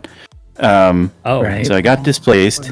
I was homeless for a couple of months. I found a temp job where I was able to build up like a good enough like buffer to have my own apartment. Started doing this stuff again. Got myself VR as a housewarming gift, and then all this lewd stuff just started happening, and started taking pictures, and people liked them, and it's like, okay, let's try video. All this lewd stuff just started happening is one hell of a line. It really is. It was a thing. It was a thing. Like, if you really want to do it, like, oh, okay, in betwixt my little, like, lewd drawings that I would do, I would, like, take pictures. At that time, I was identifying as a femboy, and people enjoyed them, and then I got banned for a week. And so I moved all my stuff to Fansly. No, I moved all my stuff to OnlyFans, and then a week later, OnlyFans went like, no more porn, and everybody moved their stuff to Fansly. So I like moved my shit to Fansly, and essentially how Let's Players blew up because YouTube was just starting out. I just rode the growth of the platform to where I am now. It's like, okay, cool. The platform grew aroused, and you rode that for every penny. Yeah, I did. I milked the fuck out of that. I have Good. 2 nice little successful franchises going on. So it's like, yeah. We salute a good girl boss here. Yes. This is the only type of chicken franchise we support in here. Yeah. If sex workers can't applaud the grind set, who can, you know? We had too long without the dad jokes, so As long as they don't self-label themselves as an entrepreneur. I always get red flags when somebody calls themselves an entrepreneur. Oh yeah, no, huge red flag. Especially when they want to offer advice too. It's like, well, no. Oh yeah, that's Like back, I say. can we expect them to go give advice, and then their advice suddenly stops and goes, "You've had the free trial. If you wish to get the rest, sign up to my course for $6.99." Or personal consultations on how to improve your SEO. It's like if you really knew, you wouldn't be here hawking this course for $6.99. Exactly. Yeah. Like, that's the thing. If you look at their like main account, their numbers are doing horribly. Right. Like, you're talking about how successful you can get with this, and then you look at their stuff, and it's like doing all the kinds of stuff that you shouldn't do, and their numbers are horrible. It's like you don't put 10 fucking hashtags on a Twitter post. I was just thinking of that. It's almost as bad as the people going in and being like, I'm a graphic designer, and it's like, Graphic design's my passion. It's like, oh, I want to make some graphics for you. It's like, you don't even like my content. You haven't even seen my content. I love your character. They look so amazing. Do you mind if I get a commission from me? It's like, this is not a request. This is a demand. Yeah, like this is all to put up like illusions that work on like corporate shit and shareholders. This doesn't work on people who actually work in the fields that you're working in. As lewdtubing for me was, I don't know, sex had been my interactions with the internet had always been, I'd been a very sort of, my family was the sort of people where you didn't talk about sex. They weren't like repressive per se, but it just didn't come up. And as a result, I kind of hid it away, and then the moment I got my own freedom, just everything exploded out, and then I ended up getting to this point where I'd had this sort of social media presence that was a much more sexually active thing, and then I had this streaming presence I was trying to build up, and they were completely separate. And then I discovered the lewdtuber scene. It's like, oh, I can have both? Yes, please. The best of both worlds. Exactly. Yes. Absolutely. It's like let me see both here. is good. All of the above. I mean, I can Yes, play please. video games and flirt with people at the same time. Hell yeah, let's go. Flirting with my friends. And then Hey yo. let me introduce Like you I to was doing that Butt.io. already. I get to get paid for it.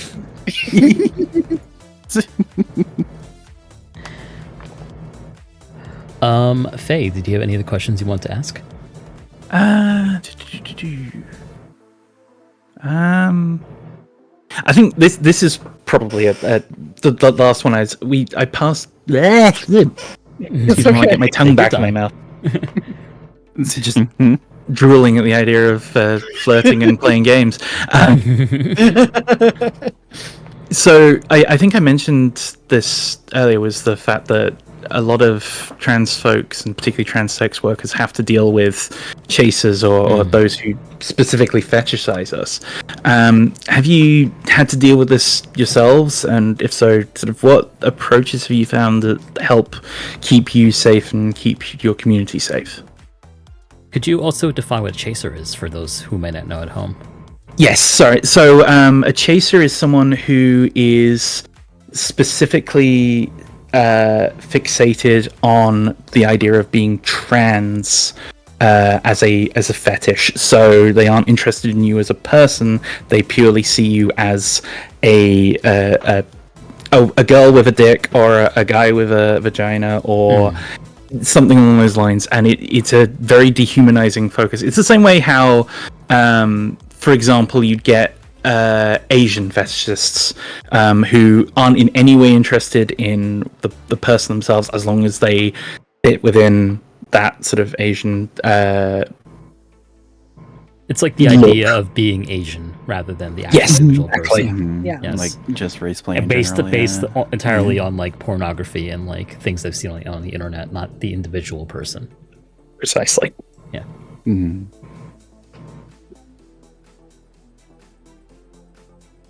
Like, so my own take on this is very practical in that, like,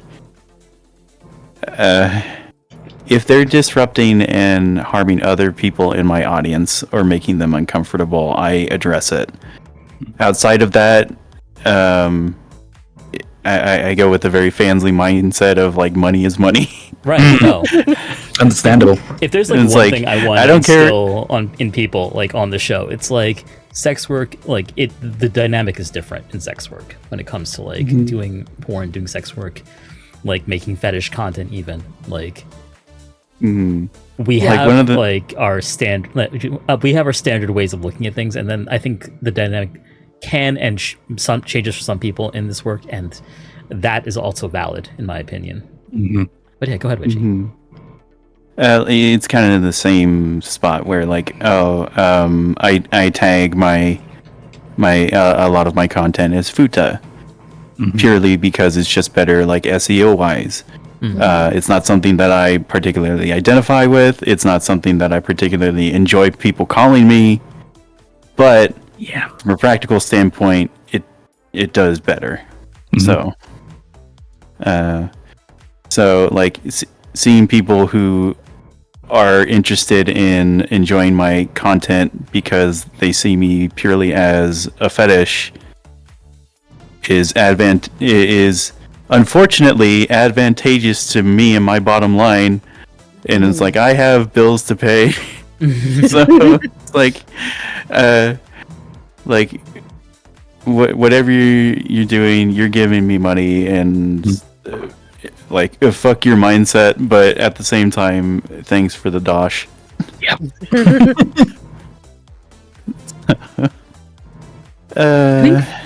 Sorry. I know it's not something that a lot of people can afford to be okay with, though. Right. Yeah. Yeah.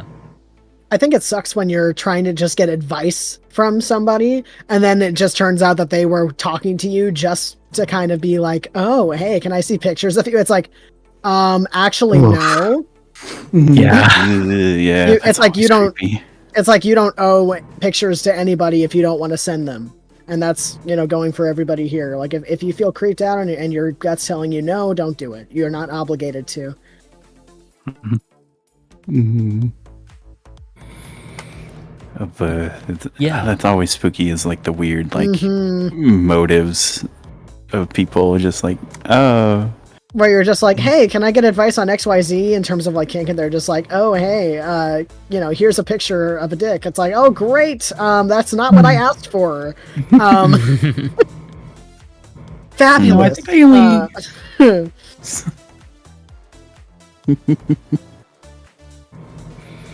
well, Atra, you were gonna say something? It came and went. Oh no.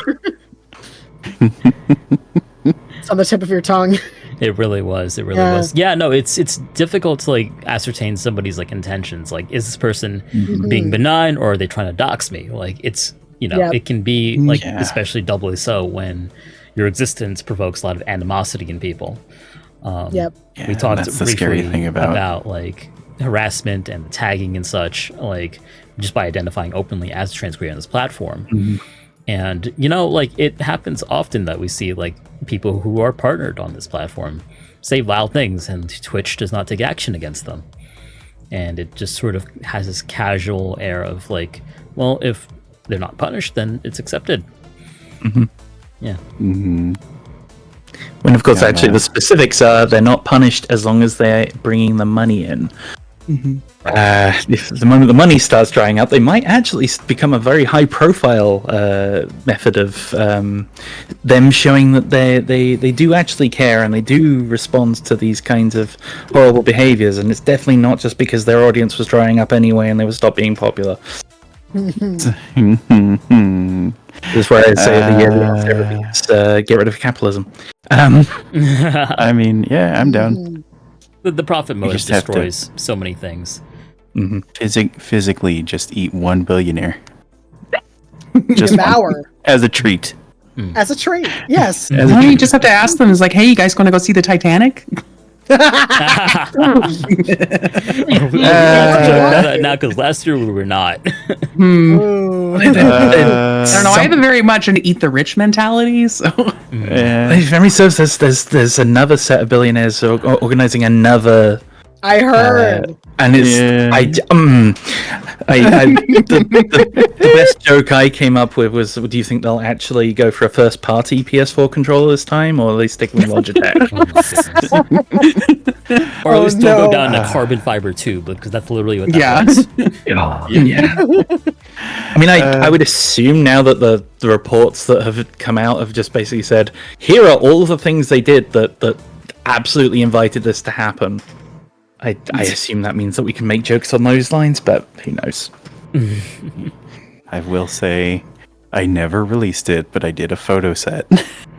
Oh no, you didn't. Someone made a recreation of a certain submarine. Out of spite. I decided to do a little photo set. But I was advised against releasing it. Yeah, probably wise. Yeah. As your VTuber not lawyer, I would advise you not to. just sit on that one. Not legal advice, but also Consider the following. I think you might be out of your depth. The depths? Good night, everybody. Good night, everybody. I'm all for telling the rich to go fuck themselves, but I don't think they want to tell them to go fuck you. Yeah, I mean, so like this is a concern that I have about like platforms, particularly Twitter of late, in which like even things like getting rid of likes is meant to casually like create an environment of like casual transphobia, casual racism, like, because like now when people can hide behind it, they have no issues with like engaging with that, and it's sort of a shock therapy. Like, okay, if we get too comfortable with liking this anonymously, you may start liking it publicly, the platforms and such. Where I have some hope is that when they're, you know, in the capitalist system, when the advertisers tap out and like, enough of this. Yeah. And I think that's honestly the only thing left holding anybody accountable at this point. Yeah, like anything that affects bottom line is like the biggest motivator. Oh yeah.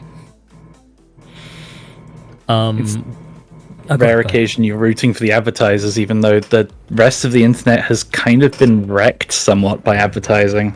Yeah, it's these really weird, disparate forces pulling and pushing. And I know this is not a social forces podcast, but still, yeah. It's a bit of everything. Exactly, and I mean, part of what we do is kind of having to track the ebbs and flows of the internet to a certain extent, just to work out where we kind of need to fit. And it's an odd world, and it doesn't feel like we can really take anything for granted at the moment. And oh yeah, there's a lot of dwindling options for where you can put stuff out and where you can put yourself out there. Very true. The internet feels like it's in transition. Yeah. Just like you have to sit on your stuff, hope it does well, and then have like either enough energy to put it into other venues in case this particular venue gets nuked by MasterCard or some shit. Right. The payment processors. Yeah, and it's spooky. And then like the last like bit of hope is like pretty much having your own domain, but you have no way of getting your shit out there at that point. It has to be the hub that you funnel everybody else from the other platforms that are slowly like being chipped away at towards. Yeah. It's like, okay. Oof. How do you deal with people who might have the perception that, because yes, we are all lewdtubers here, but you know, not every waking hour of your day is you're being lewd. Like you make content, you play games, like, you know, you exist, you're sometimes a silly little guy, silly little being.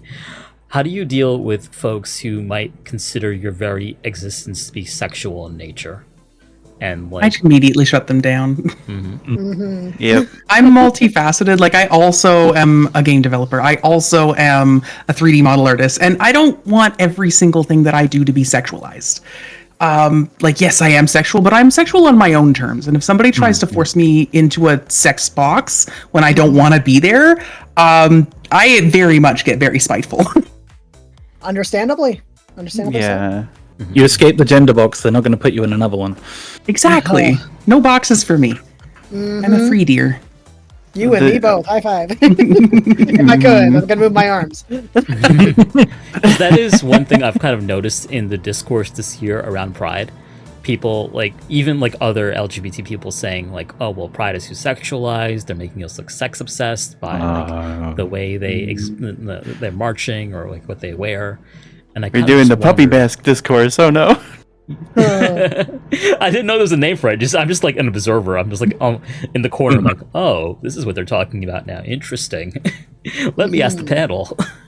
Well, I mean, it's that gets brought up a lot. Actually, is the idea of why do you define yourself around a sexual thing like your sexuality and so? Well, you're the ones who are making it about your sexuality, so we just reclaim it, and it's why you get a lot of kink displays in pride parades and so on, is because some of the only places we get to be ourselves is in an explicitly sexual area, and so we will bring that area into a place where you can't look away from it. Which, exactly as you say, it does have the unfortunate side effect of people assuming we are sexual all the time. Even if you take that out of those Also- spaces, they're still going to have those presumptions about us. Oh yeah. Yeah. So it's like you might as well just lean into it and be like, "Hey, this is something that I'm reclaiming for me and not for you. It's not for you." Mhm.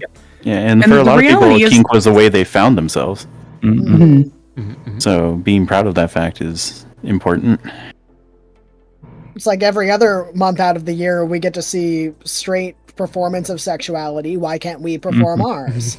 You know, Straight affirming like rituals. right? It's like I didn't ask for this sex scene in the movie, but I'm forced to watch it anyway. And if it's an Thank adventure, you. you can't skip past it, can you? What are you saying, Bea? Sorry. I remember reading something a while back about how certain like usually it's the folks who are like saying that we're too sexual. It's the way that they view love is very different than the way that we're trying to express ourselves as love. It's like if you view us loving as an extremely sexual thing, that speaks more about you and how you view love than how we do. Yes. Like, It's if you view love start as using- very much a transactional sexual thing, that's a you problem. Yeah. Sorry, water down the wrong pipe. Yeah, it's all in chat. The was gonna think say. of the children argument. I Exactly. hate That. that. The children argument. One of the most bad faith arguments used for anything anti-LGBT. Yep. Can you tell they're indoctrinating the children? And that's our job. We're the ones who are meant to be indoctrinating the children. So it's like, yeah, just keep stuffing your heteronormative bullshit down people's throats. Go for it. Yep. That way And you'll somebody. It's like we're just showing people that there can be other options besides the default settings. Yep. Exactly. As someone who finished out high school in a K through 12 Christian school where they taught that evolution wasn't real and that anything other than classical music was secular and therefore bad, it's like who's indoctrinating who now? Excuse me. God, I, can't I have some imagine very going to K interesting through 12. forum posts that I'm very ashamed of that I had to unlearn. Oh yeah, no, socialization goes hard sometimes. Like when it comes to heavy religious indoctrination. And, And that's- half of the trans experience is just trying to relearn everything that you were kind of brainwashed more essentially into thinking. Exactly. And it's why I'm glad that you've got, as you mentioned earlier, Andrew, like communities that exist that people can easily sort of discover, and why I'm really glad that resources like this podcast exist. You can you come because you happen to like a VTuber and you fall down the rabbit hole of discussing. Oh, actually, maybe I am poly and agender and biromantic and all of this glorious socialization you could just throw away like a bad cloak, you know. Yeah, I've learned things from hosting the podcast, and I imagine people watching too have as well. And learning isn't a bad thing. Learning means you're growing as a person. Exactly. So, chat, the depths is typically about 2 hours long. We're coming up on the time, so if you have any final questions for our panel, please get them in now. We had a question earlier from Mr. Ignilson. He asks, what do you wish to explore more within the Lewdtuber sphere? Any specialties you're interested in? Twitch. I was gonna say Fansly. I want to start streaming on Fansly. The opposite ends of spectrum once I'd again. recommend Yeah. I'm just like, yes. You're in the middle. I'm literally just like I'm mostly on Twitch. It's like I don't really do not safe for work content. It's like I used to, and it's like I want to get back into it, but I'm kind of unsure as to where to begin, given my circumstances. But I want to explore that more in a healthy way, because it's just like it's either I go full throttle into it, or I'm just gonna steer away from it for now, and I'm gonna come back to it later. You learn a lot about yourself, and you can be surprised where your boundaries go and how they evolve over time, is what I'll say. Yeah. Yeah, I can imagine. It's, I've got a similar approach to Dr. Memento, and for me, it's very much a yes. But in terms of immediate future and stuff I want to most explore, it's Atra's area of expertise, which is interactive stimulation with an audience. If people haven't, Jorking your peanuts for money. well, I was actually going to refer to that glorious Uno game you played with everyone wired up. Yes. Which is just, if you haven't seen that and have an interest in such things, I cannot recommend it enough. That looks like a lot of fun. That looks like a lot of fun. Does sound fun. It's all the buzz, so to speak. And the Buzz was a PS2 game, wasn't it? No, there's a lot you can like, if you, because there's obviously the conventional play game, get buzzed, but like it offers, platforms like these offer a lot of freedom to sort of do things that you wouldn't be able to do normally, and to integrate like toys and mods and just all kinds of interesting things to like stand out there. I sort of did both synchronously, like starting as a VTuber and starting as a lewdtuber at the same time. So they kind of grew like and informed each other. But I think stepping into it from a Twitch space and freeing yourself on Fansly is an interesting journey. And so is stepping out of Fansly and into Twitch in sort of a more like cozy and gaming focused space is also an interesting journey as well. So, it's all parts of different experiences when it comes to content creation. Just remember to make sure you check which PNG you're showing before you change. Yeah, make sure you have the right stream key going on if you're going to be playing like Cloud Meadow with your tits out. Yeah. I was gonna say there was something I wanted to explore if I were to ever move forward into the like Fansly space, because like I normally do creepypasta readings and things like that, but there was a video I saw a while ago that I was just like, that sounds like fun, where it's just like, it was a video of like these women reading a novel, and they're trying to read it with a straight face while they have a toy on, and I'm like, that would be so fun to play with. That would be I know exactly what you're talking about. I had that bookmark for the longest time. It was so so cute. I'm like, that would be a really fun way to just kind of like integrate what I currently do into a new space. I'm just kind of like, I don't know. Once I have the means to, and I'm able to have that kind of environment, that would be ideal for me. That's kind of a place where I'd start.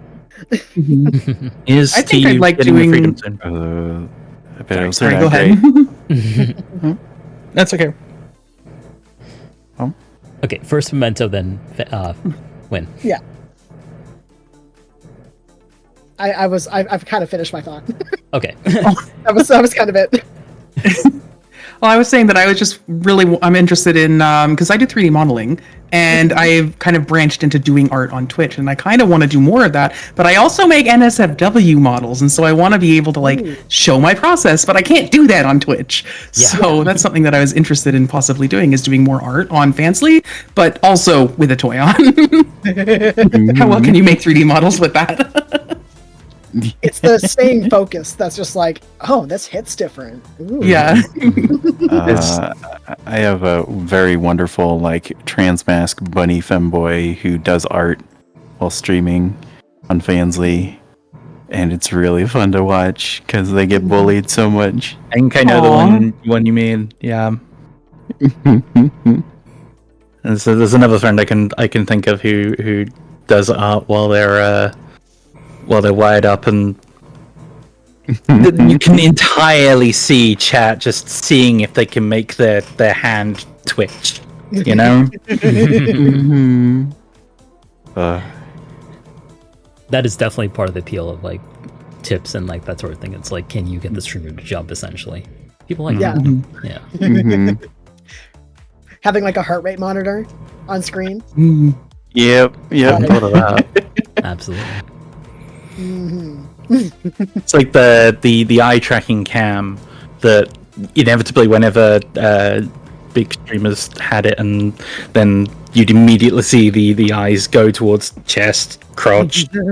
So with those, it's how much can we make these eyes just go all over the place? Yeah. I'm not diagnosed, but I'd fail that instantly because I cannot make eye contact to save my life. So, Let's go.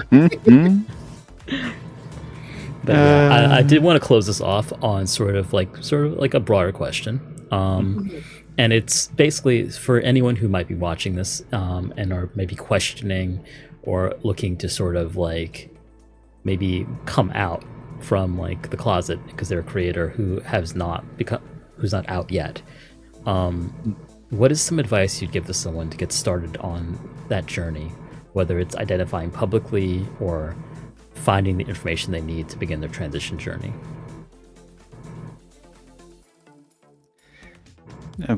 As problematic as Planned Parenthood can be, especially given recent circumstances, it's definitely one of the more safer places to go if you want to get in contact with somebody willing to help you with your transition, I guess. I'm not sure how responsible that statement is, but that's how I got it, and it was relatively safe. A lot of precautions were taken. Like, even though like I wasn't really afraid of being found out, they went through all these steps to make sure that I was in a safe space before like getting me in contact with people about like acquiring HRT and whatnot. So it was nice. Also local Stonewall as well. Yeah, there is no perfect organization out there, but like when it comes down to it, if there are resources available to you, know that a lot of the time they do take these things very seriously.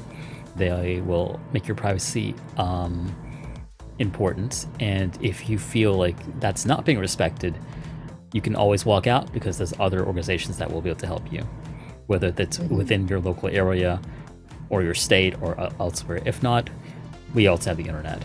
Like, the internet frees us to like find the information that we need for whatever it might be. As well as like other means of getting like things like binders and other such things. Yeah. For helping with that transition. Just finding other trans people to like kind of surround yourself with as well is a huge thing.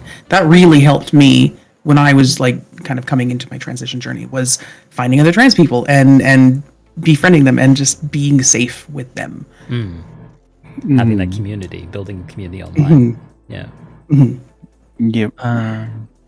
My recommendation would probably be to go at a pace that you are comfortable with, and like for some people that'll be a very slow, gradual process where you're very careful with who you tell and very careful how much you let out. And for some people it may just be that you cannot handle that slow and you will just go, okay, here I am, boop, and exactly, and like go at that pace.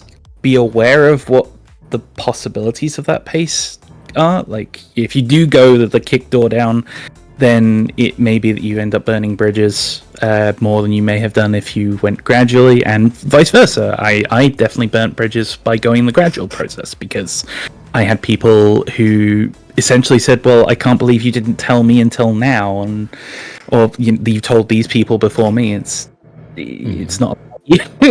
But that's it, is you make sure you go at a place you're comfortable with.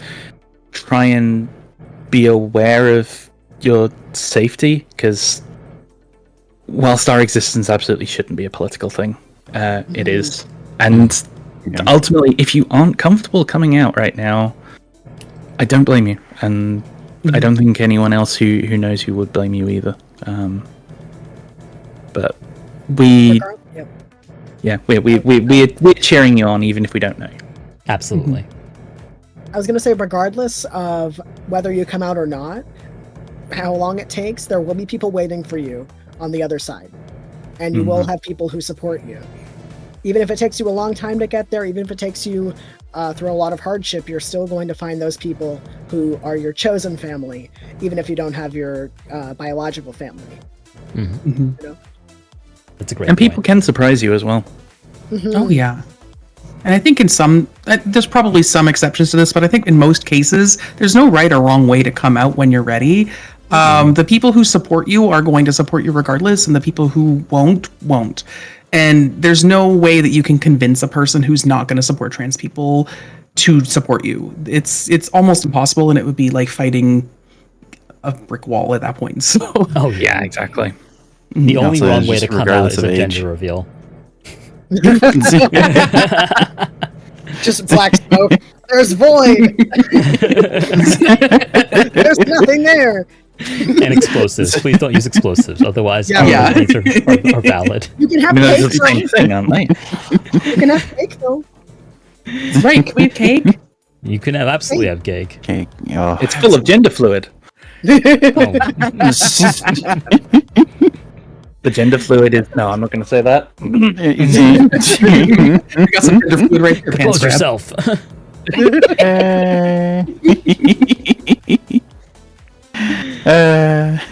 Yeah. But Also, you can do it at any age. Yeah, you can Don't do be this afraid anytime. to. Absolutely. It's never too late. There's always time. Mm-hmm. So this has been the Deaths Podcast, episode 33, the trans experience in lewdtubing. I'd like to thank our lovely guests for sharing their experiences with us and for giving wonderful advice that I'm sure will touch many, many people when they hear this. From the Depths Podcast, we want to wish everyone a happy Pride. Whether you are questioning out loud and proud, a content creator, a fan, or anything in between that, you are valid, you are seen, and we appreciate you, and we wish only the best for you. I will give our guests an opportunity to do plugs and tell us what they've got going on. So we're going to go in the same order we started with. I'm going to ask Win first to give us some plugs and tell us what they have going on. Oh, well, I stream 4 days a week on Twitch. I do cozy streams, or I do 3D modeling art. You can catch me on Twitch 5 p.m. Eastern, 4 days a week. Otherwise, I am chilling on Twitter, Blue Sky, YouTube, and in my own Discord.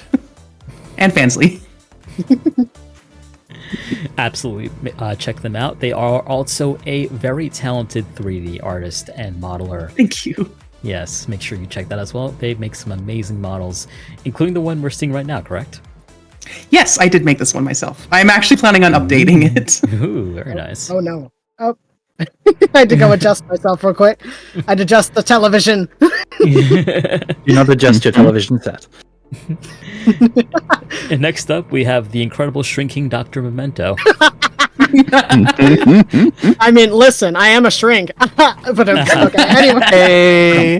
Hey, we had to have one more just for fun. So Lost you his can find board me. certification. You can find me on Twitch under the Vintage Vamp. Same goes with my Twitter.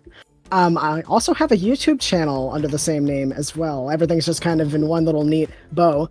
I also have a Not Safe for Work Twitter account and a fancy under that name, but I've got nothing on there. So yeah, that's InkVault34. That's pretty much all I've got. Well, thank you so much for sharing your experiences with us. We really are looking forward to seeing what you do going forward with your journey onto Fansly and such. I also have a TikTok. It's Vintage Vamp VT. I forgot. But yeah.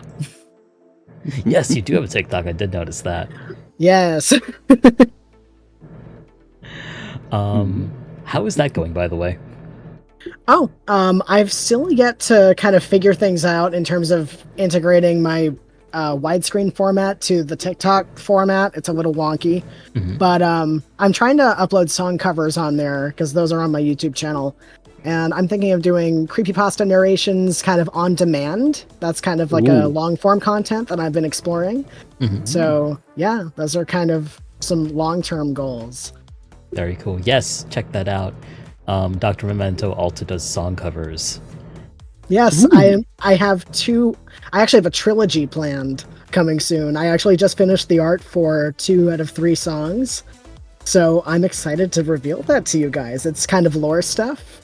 So I'm excited. Hype. Very cool. Oh, here I go again. So excited you had to change size. Yes. It's the heat. It's making the ink like contract and expand like an octopus. Yeah. That's how octopus. I'm the vampire squid. Remember to clean your pens regularly, folks. Oh man, I gotta clean my pens out actually. I mean, if you got extra ink, I can drink it for you. That's the kind of vampire I am. I have an insane amount. I'm looking at like a shelf full of ink right now. It's bad. Don't make my mouth water. No. I need to get Adra and my wife in the same room at some point, just because they are both fountain pen fans, and Yep. yeah. Mm-hmm. I'm a huge fountain pen nerd. Yep. I love fountain pens too. Oh, we've got a third. Yep. Third. We have quorum. Yes. Yeah, Atramentum, for those of you who don't know, is Latin for ink. Yeah. Mm-hmm. Next up, we've got Widgie. Widgie, what do you have going on? My socials, I can be found on Twitter and Fansly under Widgie Bun, just all one word. And I do almost exclusively adult content, which is like motion capture, fun shenanigans in VR. And right now I'm just working on a couple of like different clip sets, which is like role playing like various fun Snapchat scenarios and doing streams on the Blue site. So that's my thing. So, and then also working on new outfits. Yeah. So. Nice outfit, by the way. Oh, thank you. Yeah, welcome. Thank you for coming back onto the pod, Widgie. We greatly appreciate your insight as a seasoned Fansly veteran and lewdtuber. It was really great to get your perspective on all this. Seasoned depths veteran at this point as well. Yeah. And I'm also excited to try out Twitch again sometime soon. Absolutely.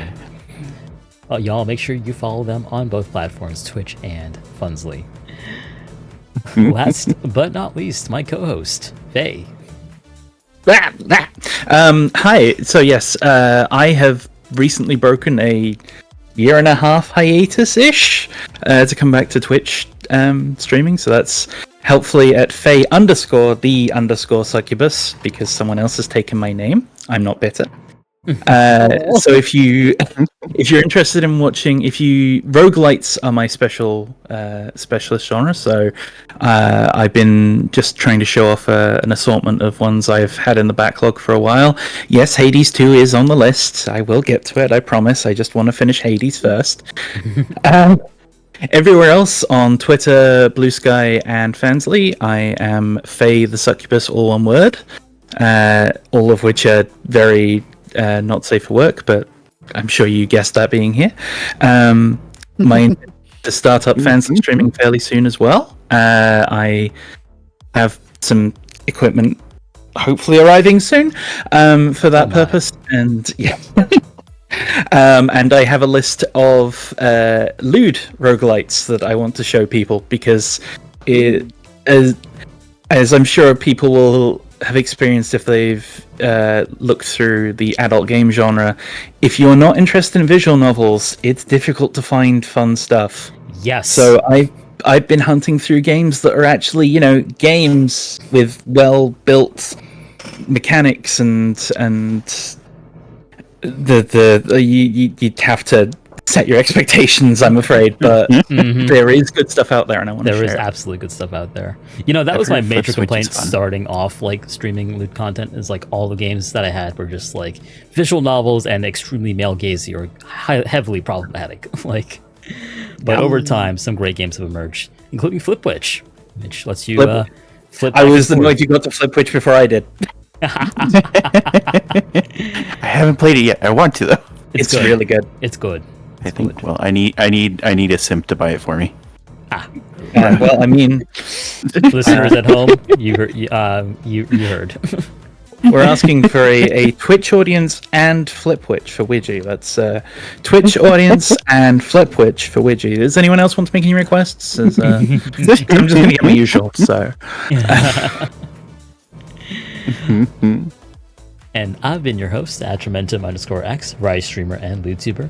You can get all of my links over at atramentum.inc. That's atramentum.ink. The depths will return soon, possibly in about 3 weeks. I'm still planning next episode, but we'll be talking about the stigma that lewd content creators have in the VTuber space, and specifically when they try to cross over into safe work content as well. That'll be episode 34. 35 would be about the parasocial tightrope. Walking the parasocial tightrope as a lewd content creator.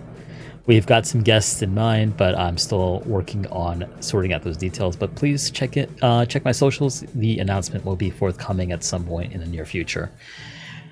But for now, signing off from the Debts Podcast, please like and subscribe.